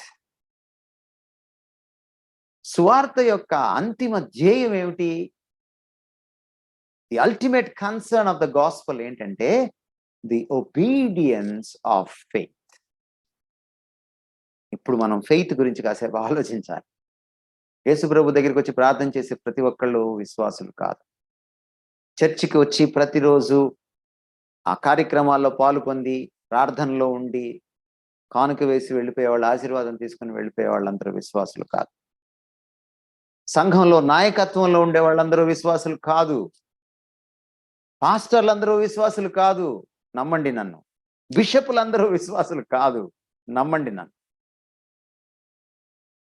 ఎవడు విశ్వాసి అంటే, సువార్త యొక్క అల్టిమేట్ కన్సర్న్ ఇదే, లోబడు వాడే విశ్వాసి.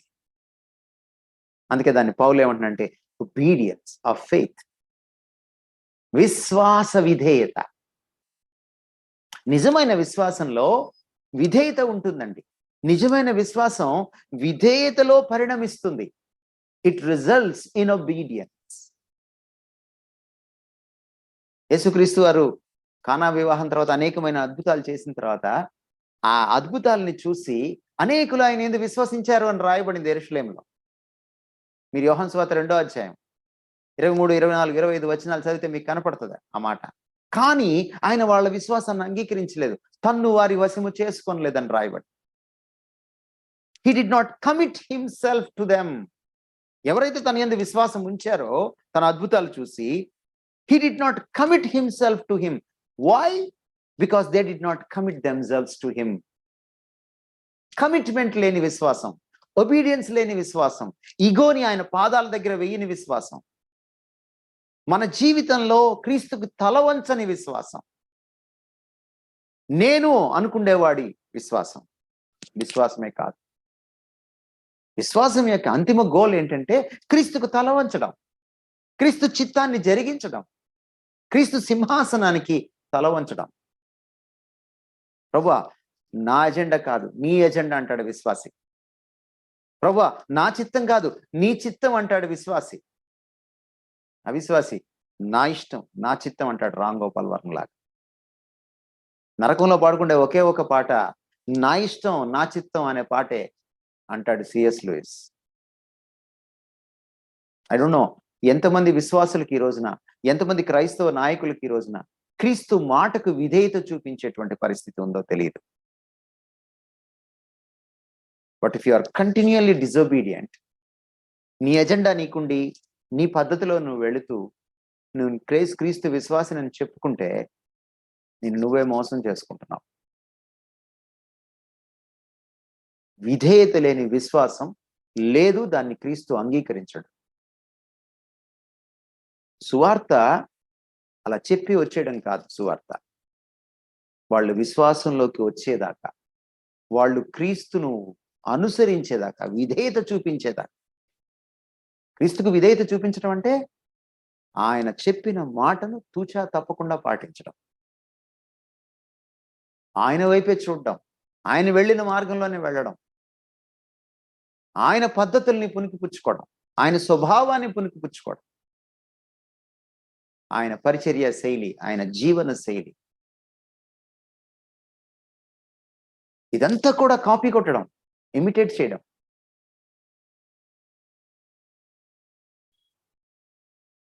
ఒబీడియన్స్ ఈరోజు క్రిస్టియానిటీలో మిస్ అయిపోయింది. పిల్లలు తల్లిదండ్రులకు ఒబీడియన్స్ లేదు ఈ రోజున. చర్చ్లో పెద్దవాళ్ళకి చిన్నవాళ్ళ ఒబీడియన్స్ లేదు ఈ రోజున. కాలేజీలో, స్కూల్లో లెక్చరర్స్కి స్టూడెంట్స్ ఒబీడియన్స్ లేదు ఈ రోజున. వాళ్ళని ఎప్పుడో నవ్వులాటగా మార్చేశాం. వాళ్ళొక నవ్వుల సరదా స్కిట్లకి, సెటైర్లకి వాళ్ళు ఒక వస్తువు. వాళ్ళు నాన్నగారి మీద జోకులు సినిమాల్లో, జబర్దస్త్లో, గురువుల మీద జోకులు, పెద్దవాళ్ళందరినీ ఒక నవ్వులాటగా మార్చేసింది ఈ తరం. విధేయత అంటే తెలియని తరం ఇది. ఎలా చెప్తారు సువార్త? కేవలం ప్రభు శక్తే ఏదన్నా చేయాలి. ప్రభు వాళ్ళని వెలిగించాలి, మార్చాలి, పరివర్తనలోకి తీసుకురావాలి. అలా తీసుకురావాలంటే ఈ తరము నెక్స్ట్ తరానికి మనం మాదిరిగా ఉండాలి. క్రైస్తవులు అన్యులకి మాదిరిగా ఉండాలి. సంఘస్థులు బయట సమాజానికి మాదిరిగా ఉండాలి. క్రైస్తవ కుటుంబాలు ఇతర కుటుంబాలకి, అన్య కుటుంబాలకి మాదిరిగా ఉండాలి.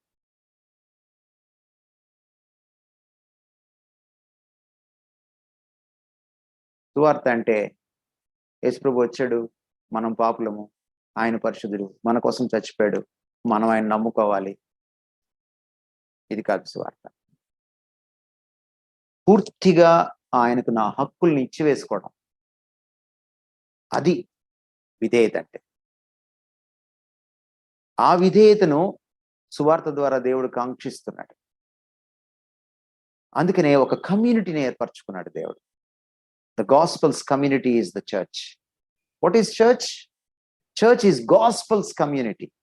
సువార్త సృష్టించిన, సువార్త పిలుపు విని స్పందించిన, సువార్త ప్రక్షాళనం చేయగా పుట్టుకొచ్చిన, సువార్తకు విధేయత చూపించిన విశ్వాస సమాజమే సంఘం. నీకేది లూథరన్ చర్చిలోనో, బ్యాప్టిస్ట్ చర్చిలోనో, లేకపోతే మరొక చర్చిలోనో నీకు మెంబర్షిప్ ఉంటే కాదు నువ్వు సంఘం. ఈ క్రీస్తుకి, ఆయన సందేశం, ఆయన గాస్పల్కి నువ్వు ప్రతిస్పందించి పాజిటివ్గా నువ్వు ఆయనకి పరిపూర్ణంగా కమిట్ అయిన నాడు నువ్వు విశ్వాసివి. అటువంటి విశ్వాసుల సమాజం, సముదాయం సంఘం. అందుకనే పౌలు ఇక్కడ అంటున్నాడు ఈ మొదటి 7 వచనాల్లో, అటువంటి సమాజాన్నట దేవుడు ప్రేమిస్తున్నాడట.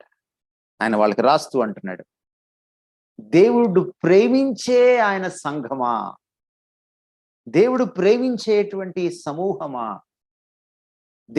దేవుడు ప్రేమించే సమాజమా అని వాళ్ళు సంబోధిస్తున్నాడు. You are loved by God.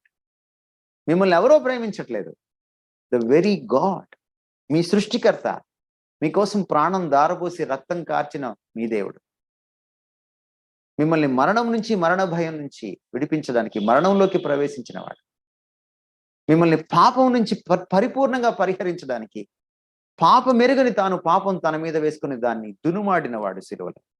ఆయన మిమ్మల్ని ప్రేమిస్తున్నాడు.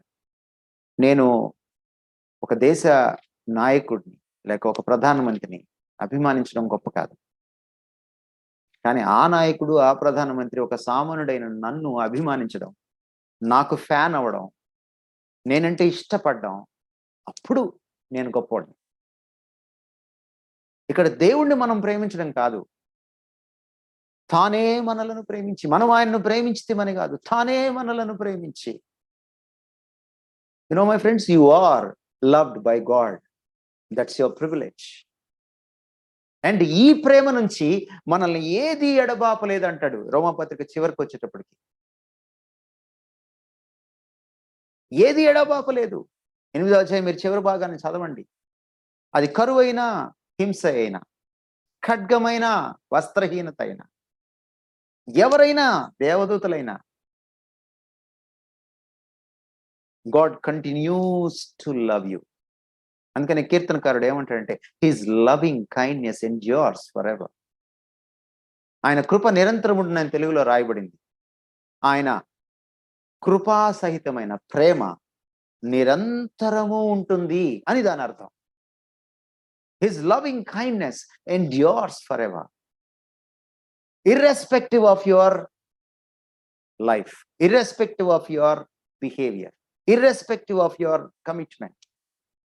He loves you. He loves you more than you love yourself. He loves you more than your parents love you. He loves you more than your spouse loves you. He loves you more than you know and realize. నిన్ను నువ్వు ప్రేమించుకున్న దానికంటే, నీ తల్లిదండ్రులు నిన్ను ప్రేమించిన దానికంటే, నీ జీవిత భాగస్వామి నిన్ను ప్రేమించిన దానికంటే. అండ్ ఇఫ్ యూ హ్యావ్, పొరపాటున మీకు ఎవరైనా బాయ్ ఫ్రెండ్, గర్ల్ ఫ్రెండ్ ఉంటే, వాళ్ళు ప్రేమించిన దానికంటే ఎక్కువగా ఆయన నిన్ను ప్రేమిస్తున్నాడు. చివరికి నిన్ను తెలుసుకోలేనంత లోతుగా ఆయన నిన్ను ప్రేమిస్తున్నాడు.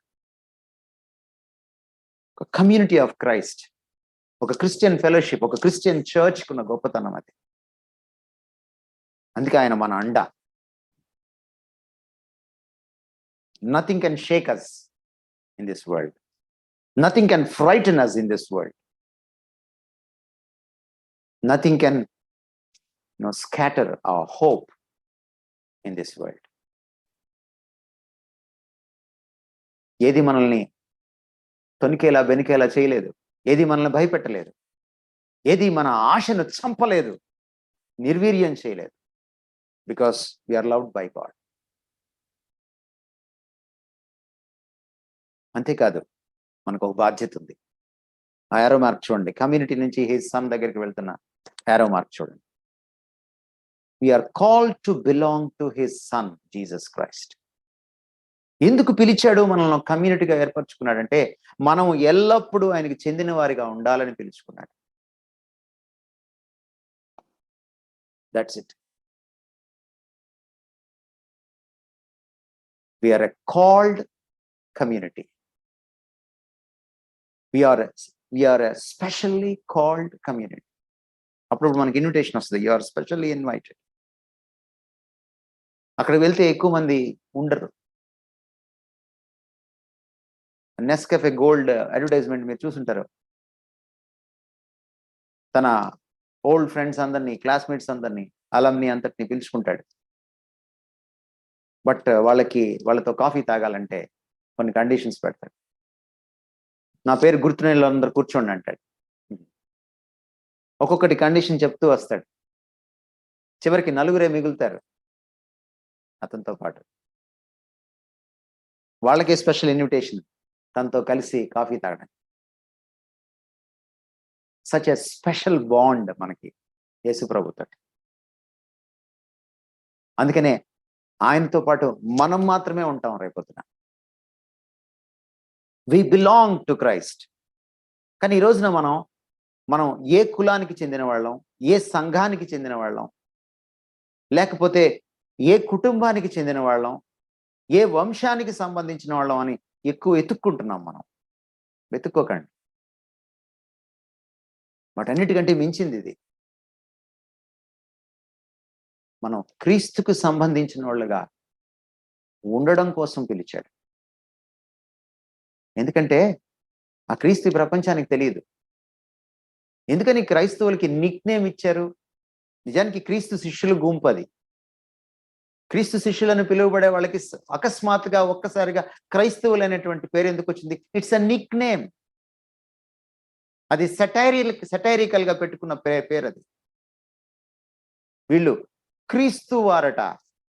వీళ్ళ జీవన శైలి, వీళ్ళ మాట తీరు, వీళ్ళ ప్రమాణాలు, వీళ్ళ నైతిక ప్రమాణాలు, వీళ్ళ ఆలోచన సరళి అంతా క్రీస్తు క్రీస్తు క్రీస్తు అంటుంటారు. వీళ్ళు క్రీస్తు జపంలో ఉంటారు. వీళ్ళు జపం అంటే ఒక జపమాల తీసుకొని చేయడం కాదు. జపం అంటే ప్రతి విషయంలో ఆయన్ని చూడడం, ప్రతి విషయంలో ఆయనకి పెద్దపీట వేయడం, ప్రతి విషయంలో ఆయన్ని స్మరించుకోవడం, ప్రతి విషయంలో ఆయన్ని అనుసరించడం. ప్రతి విషయంలో ఆయన కన్నుల ముందు పెట్టుకొని బ్రతకడం. అలా చేశారు కాబట్టే వాళ్ళు అంతియోకయలో మొదటిసారి క్రీస్తు శిష్యులు క్రైస్తవులు అనబడిరి. 11వ అధ్యాయం 26వ వచనం అపోస్తల కార్యాలు.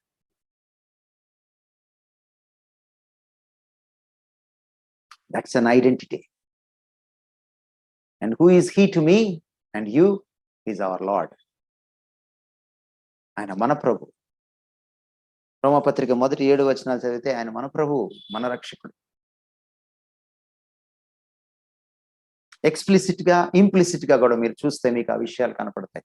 స్పష్టంగాను అస్పష్టంగాను లీలగాను మనకి కనపడే విషయాలు అవే.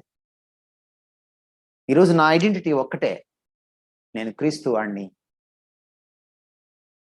మనం పేతురులాగా ఆయన నమ్ముకోకూడదు, పేతురులాగా అబద్ధం ఆడకూడదు, ఒట్లు వేసుకోకూడదు. ఎక్కడైనా ధైర్యంగా నేను క్రీస్తు వాడిని అని చెప్పుకోవాలి.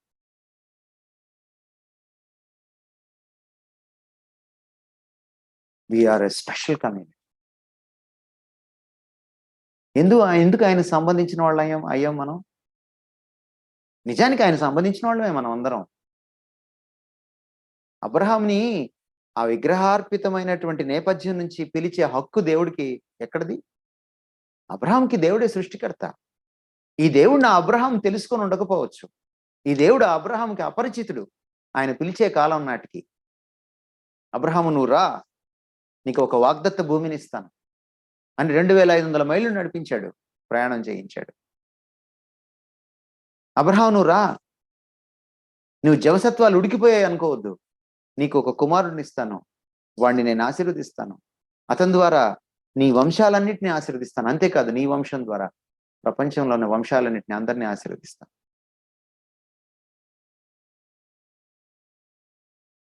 అబ్రహాము అలా పిలవడానికి ఆయనకి హక్కు ఎక్కడిది? Because he is the creator. భూమియు దాని సర్వ సంపూర్ణతయు యెహోవావే. We belong to God. కానీ పాపం వచ్చి ఏం చేసిందంటే ఆయనతో తెగదింపులు చేసింది, ఆయనకి దూరం చేసింది, ఆయన వారం కాకుండా చేసింది మనల్ని. మళ్ళీ క్రీస్తు వచ్చి సిలువలో రక్తం కార్చి క్రయధనం అని ఎందుకన్నారు దాన్ని? అనేకుల కొరకు విమోచన క్రయధనముగా నేను వచ్చానని మార్కు సువార్తలో ఎందుకు చెప్పుకున్నాడు ఆయన?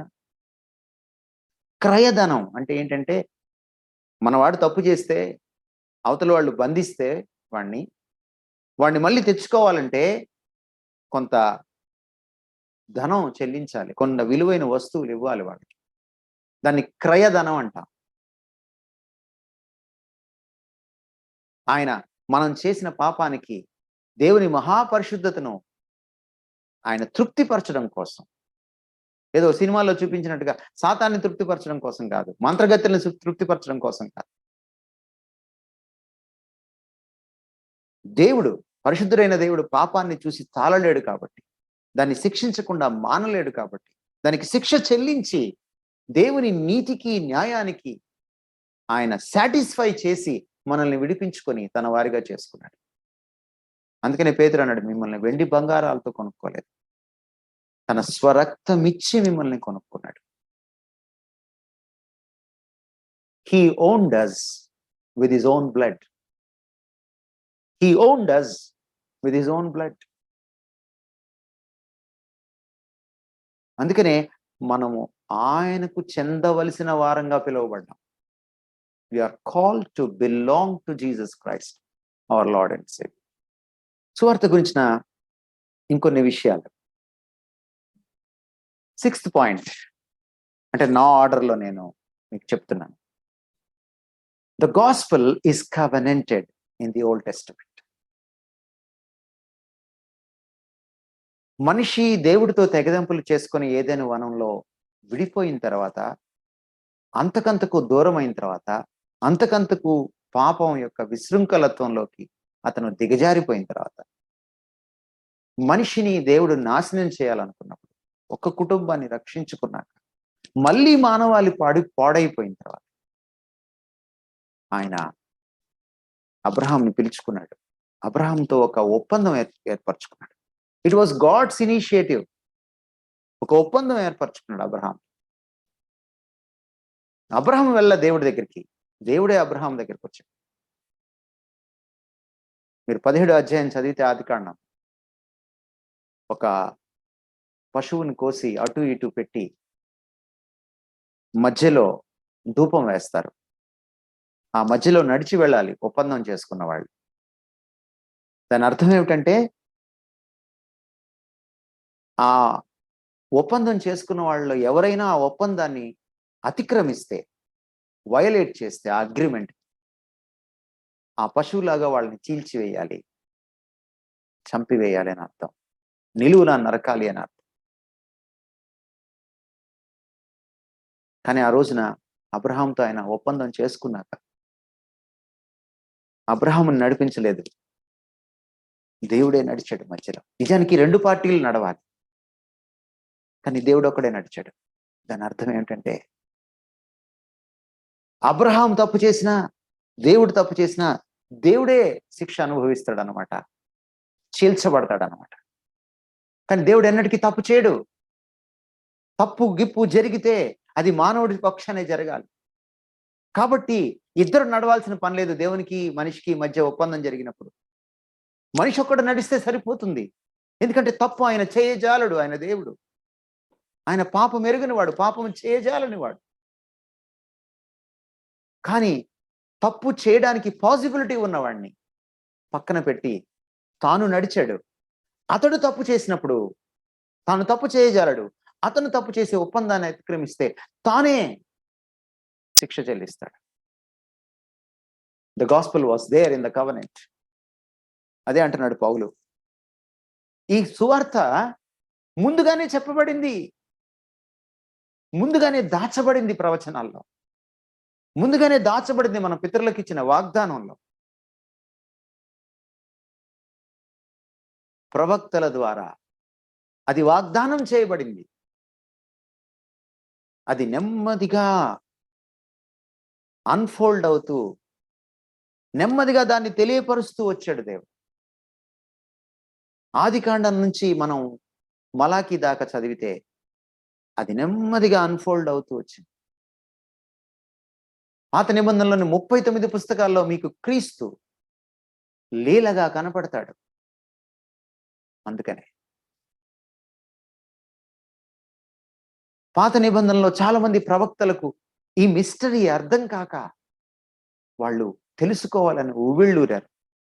దేవదూతలు కూడా ఉవ్విళ్ళూరారట. అందుకనే గాస్పల్ని మరొక చోట పౌలు మిస్టరీ అని పిలుస్తాడు. మిస్టరీ ఆఫ్ గాడ్, ఇది దేవుని మర్మం అంటాడు. ఇది క్రీస్తుని గురించిన మర్మం అంటాడు. మళ్ళీ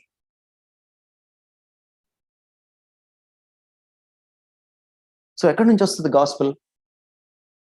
2 విషయాలు కనీసం పౌలు చెప్తున్నాడు ఇక్కడ. ఇది ముందుగా చెప్పబడింది. It is part and parcel of the covenant. మీరు ఆదికాండం 12 నుంచి 17 దాకా చదివితే చాలా స్పష్టంగా అబ్రహాముకి చెప్పాడు దేవుడు, నిన్నెందుకు పిలుస్తున్నానంటే నువ్వేదో గొప్పవాడివని కాదు, నిన్నెందుకు గొప్ప చేస్తాను అనంటే ఆ గొప్పతనం నీలో ఏదో ఉందని కాదు, నీ ద్వారా అందరిని ఆశీర్వదించడానికి నిన్ను ఆశీర్వదిస్తున్నానని చెప్పాడు. ప్రవక్తల కాలం నాటికి ఇశ్రాయేలీయులు ఆ సత్యం మర్చిపోయారు కాబట్టి అన్యులకి వెళ్ళి సువార్త చెప్పమంటే నేను వెళ్ళను, వాళ్ళని నువ్వు శిక్షించాలి తప్ప వాళ్ళకి క్షమాపణ ఉండకూడదు అని తర్షీష్కి ఓడకి వెళ్ళిపోయాడు, పారిపోయాడు యోనా. ఒక జాతి అహంకారం వచ్చేసింది. అసలు ఇశ్రాయేలు జాతి ఎందుకు ఏర్పడింది? సమస్త జాతులను ఆశీర్వదించడం కోసం. అసలు ఇశ్రాయేలులు అనేది వాళ్ళు ఎందుకు ఏర్పడ్డారు? సమస్త మానవాళికి రక్షణ తీసుకువెళ్ళడం కోసం. The gospel was hidden in the covenant that God made with Abraham. అదే చెప్తున్నాడు పౌలు. ఇది ఈనాటిది కాదు, ఇది ఇప్పుడు ప్రత్యక్షితమైంది, ఇది ఇప్పుడు వాస్తవీకరించబడుతోంది. అందుకనే మన ఇష్టం వచ్చినట్టుగా గాస్పల్ని మనం మార్చడానికి వీల్లేదు. గాస్పల్ మెథడ్స్ మీరు మార్చుకోండి, గాస్పల్లో ఎగ్జాంపుల్స్ మీరు మార్చుకోండి. రైట్ ఎగ్జాంపుల్స్ వాడినంత కాలం సమస్య లేదు. కమ్యూనికేషన్ మెథడ్స్ ని మీరు మార్చుకోండి, but you cannot change the gospel's content. It's God's heart cry, it's God's heart beat to save the whole world. ఎందుకంటే ప్రతి ఒక్కడు ఆయన సృష్టి, ప్రతి ఒక్కడు ఆయన చేతులతో నిర్మించుకున్నాడు. విచిత్రంగా భూమి యొక్క అగాధ స్థలం, తల్లి గర్భంలో ఆయన సృష్టిని చూస్తే ఆశ్చర్యం, భయం కలుగుతాయి. Every human being, whether is a Hindu or a Muslim or a communist or anybody or a Parsi or even an atheist, ఎవరినైనా మీరు తీసుకోండి, God heart beat for him. దేవుడు గుండె కొట్టుకుంటుంది అతని కోసం, ఆమె కోసం. ఇది జరగాలని ఆ రోజు అబ్రహాంని పిలిచాడు, ఇది జరగాలని ఇశ్రాయేలీని అంతగా ప్రేమించాడు, ఇది జరగాలని ఇశ్రాయేలీని అంతగా కట్టడి చేసుకున్నాడు, ఇది జరగాలనే వాళ్ళకి ధర్మశాస్త్రాన్ని ఇచ్చాడు, ఇది జరగాలనే వాళ్ళని అంతగా కాపాడుకుంటూ వస్తున్నాడు ఈనాటికి కూడా. ఈ విషయాన్ని ఇంకా స్పష్టం చేస్తాడు రోమాపత్రికలో పౌలు. ఇంకో మాట అంటున్నాడు పౌలు, ఇన్ ద హోలీ స్క్రిప్చర్స్. ఎక్కడ మనకి గాస్పుల్ దొరుకుతుంది? గాడ్ స్పెల్, దేవుని మాటే సువార్త. ఎక్కడ దొరుకుతుంది? దేవుని వాక్యంలోనే. ఇది దేవుని మాట, ఇది దేవుని మాట. The whole content of the Bible is nothing but the word of God. దేవుడు మాట్లాడగా పుట్టింది ఈ ప్రవచనం, దేవుడు మాట్లాడగా వచ్చింది ఈ ప్రత్యక్షత. అందుకనే సువార్త ఎప్పుడు కూడా లేఖనాల నుంచే మనం డిరైవ్ చేసుకోవాలి. కొరింథీయులకు రాస్తూ ఆ మాట చెప్పాడు పౌలు 15వ అధ్యాయం, లేఖనముల ప్రకారము ఆయన మృతి పొందాడు, పాతి పెట్టబడ్డాడు, లేఖనముల ప్రకారము ఆయన తిరిగి లేచాడు, అండ్ లేఖనముల ప్రకారమే ఈ లోకానికి వచ్చాడు. ఆయన బెత్లెహేంలో పుట్టాడు. అన్నిటికీ లేఖనాలు ఉన్నాయి. Everything is prophesied before, planned before. Gospel కి క్రీస్తు కంటెంట్ అయితే, క్రీస్తు ప్రధాన భూమిక అయితే, ఆ సువార్త, ఆ క్రీస్తు అసలు సిసలైన చిత్రం వాక్యంలోనే దొరుకుతుంది, ఇంకెక్కడా దొరకదు. Therefore, you cannot derive the gospel from other sources, but from the scriptures. లేఖనాల నుంచి తప్ప మరి దేని నుంచి కూడా నువ్వు సువార్తను తెచ్చుకోవడానికి వీల్లేదు. When you preach the gospel, it should be according to his word, his holy scriptures. అందుకనే సువార్త చెప్పాలంటే కేవలం కొత్త నిబంధన చదివితే సరిపోదు. దానికి పునాదులు ఎక్కడ పడ్డాయి, దాని మూలాలు ఎక్కడున్నాయి? పాత నిబంధన. అందుకనే పాత నిబంధనల్ని 27 పుస్తకాల్లో కొత్త నిబంధన రచయితలు profusely they quoted the Old Testament. విపరీతంగా వాళ్ళు కోట్ చేశారు. అనేక మార్లు వాళ్ళ యొక్క పత్రికల్లో, ఈవెన్ సువార్తల్లో పాత నిబంధనని అనేక మార్లు పాత నిబంధనని కోట్ చేసుకుంటూ వచ్చారు. యేసుక్రీస్తు వారు కూడా ఎమాయి మార్గంలో వాళ్ళకి క్రీస్తు ఎవరో, క్రీస్తు చివరికి ఏమవుతాడు, ఏం చేస్తాడు, ఎందుకు పునరుద్ధానుడు కావాలి, ఇవన్నీ వాళ్ళకి చెప్పేటప్పుడు పాత నిబంధన అంతటిని కూడా వాళ్ళ కన్నుల ముందు ఆవిష్కరించాడు. స్టెఫను చచ్చిపోతూ భయంకరంగా రాళ్ళేసి కొడుతూ ఉంటే ఎలా ప్రసంగం చేశాడో, అతనికి మించిన ప్రసంగ చక్రవర్తి ఎవడు? ఆకాశం తిరుగుబడింది, ప్రభు లేచి నించొని చూస్తూ ఉన్నాడు, ఆహ్వానిస్తున్నాడు.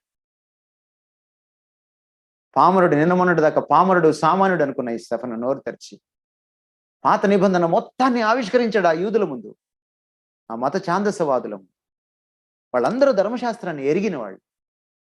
పాత నిబంధన మొత్తాన్ని ఆవిష్కరించి అందులోంచి క్రీస్తును ప్రకటించాడు. The gospel comes from the Old Testament,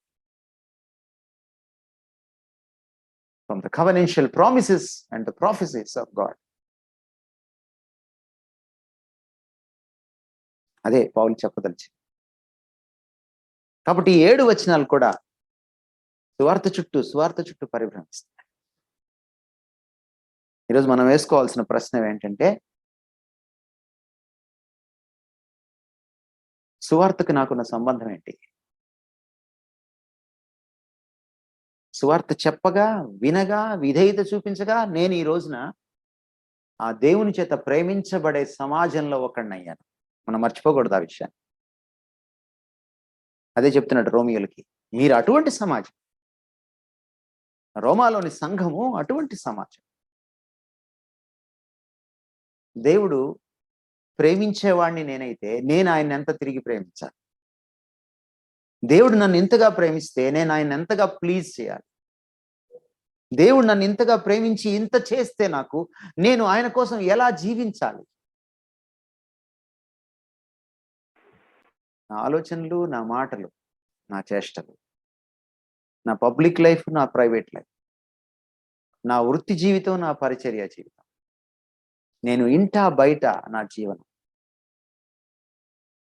దీనికి తగ్గట్టుగా దేవుడు నన్ను పిలిచిన ఈ పిలుపుకి యోగ్యంగా am I worthy of my calling? సువార్త నన్ను పిలుచుకుంటే మళ్ళీ దేవుడి దగ్గరికి, క్రీస్తుకు సంబంధించిన వాడిగా బ్రతకడానికి నన్ను పిలుచుకుంటే am I worthy of my calling today? That's the question. ఆ పిలుపుకు తగినట్టుగా నేను జీవిస్తున్నాను. That's the question. పౌలుని చూసి మనం ఏం నేర్చుకుంటాం? His commitment to the Lord Jesus Christ and his commitment to his duty of preaching the gospel, his passion for the preaching of the gospel, ఆయన నిష్పక్షపాత దృష్టి, ప్రేమ, సువార్త అందరికీ ప్రకటించాలని, యూదులకు మాత్రమే కాదు అన్యులకి కూడా, తాను స్థాపించిన సంఘానికి కూడా వెళ్ళాలని, సువార్త లోతుపాతులు వాళ్ళకి చెప్పాలని.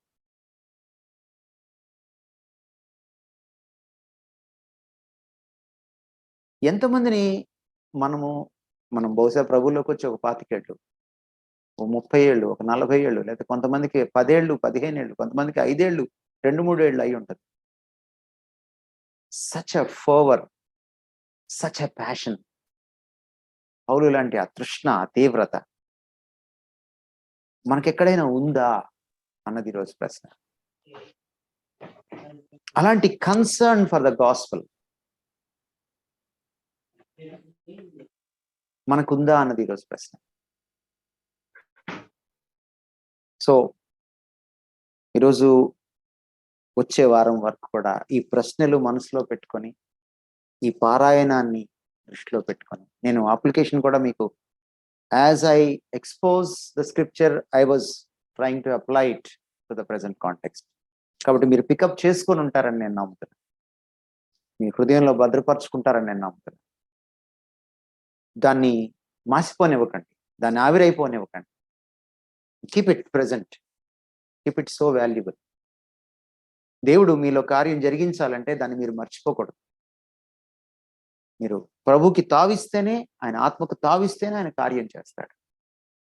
Such a quality of ministry, such a quality of life, such a sense of belonging, such a sense of identity, such a sense of responsibility. ఇవన్నీ కూడా మనం పుణికిపుచ్చుకోవాలి. ఇంకా మరణం గురించి భయపడుతున్నారా? క్రీస్తు బల ప్రభావాల్ని మీరు చూసారా? అనుభవించలేదా? There are so many questions. ఒక్కొక్కరికి ఒక్కొక్క కోణం దేవుడు మీతో మాట్లాడతాడు. an exposition must have application అంటాడు A.W. Tozer. వాక్యాన్ని పారాయణం చేస్తే సరిపోదు, దాన్ని పాటించాలి.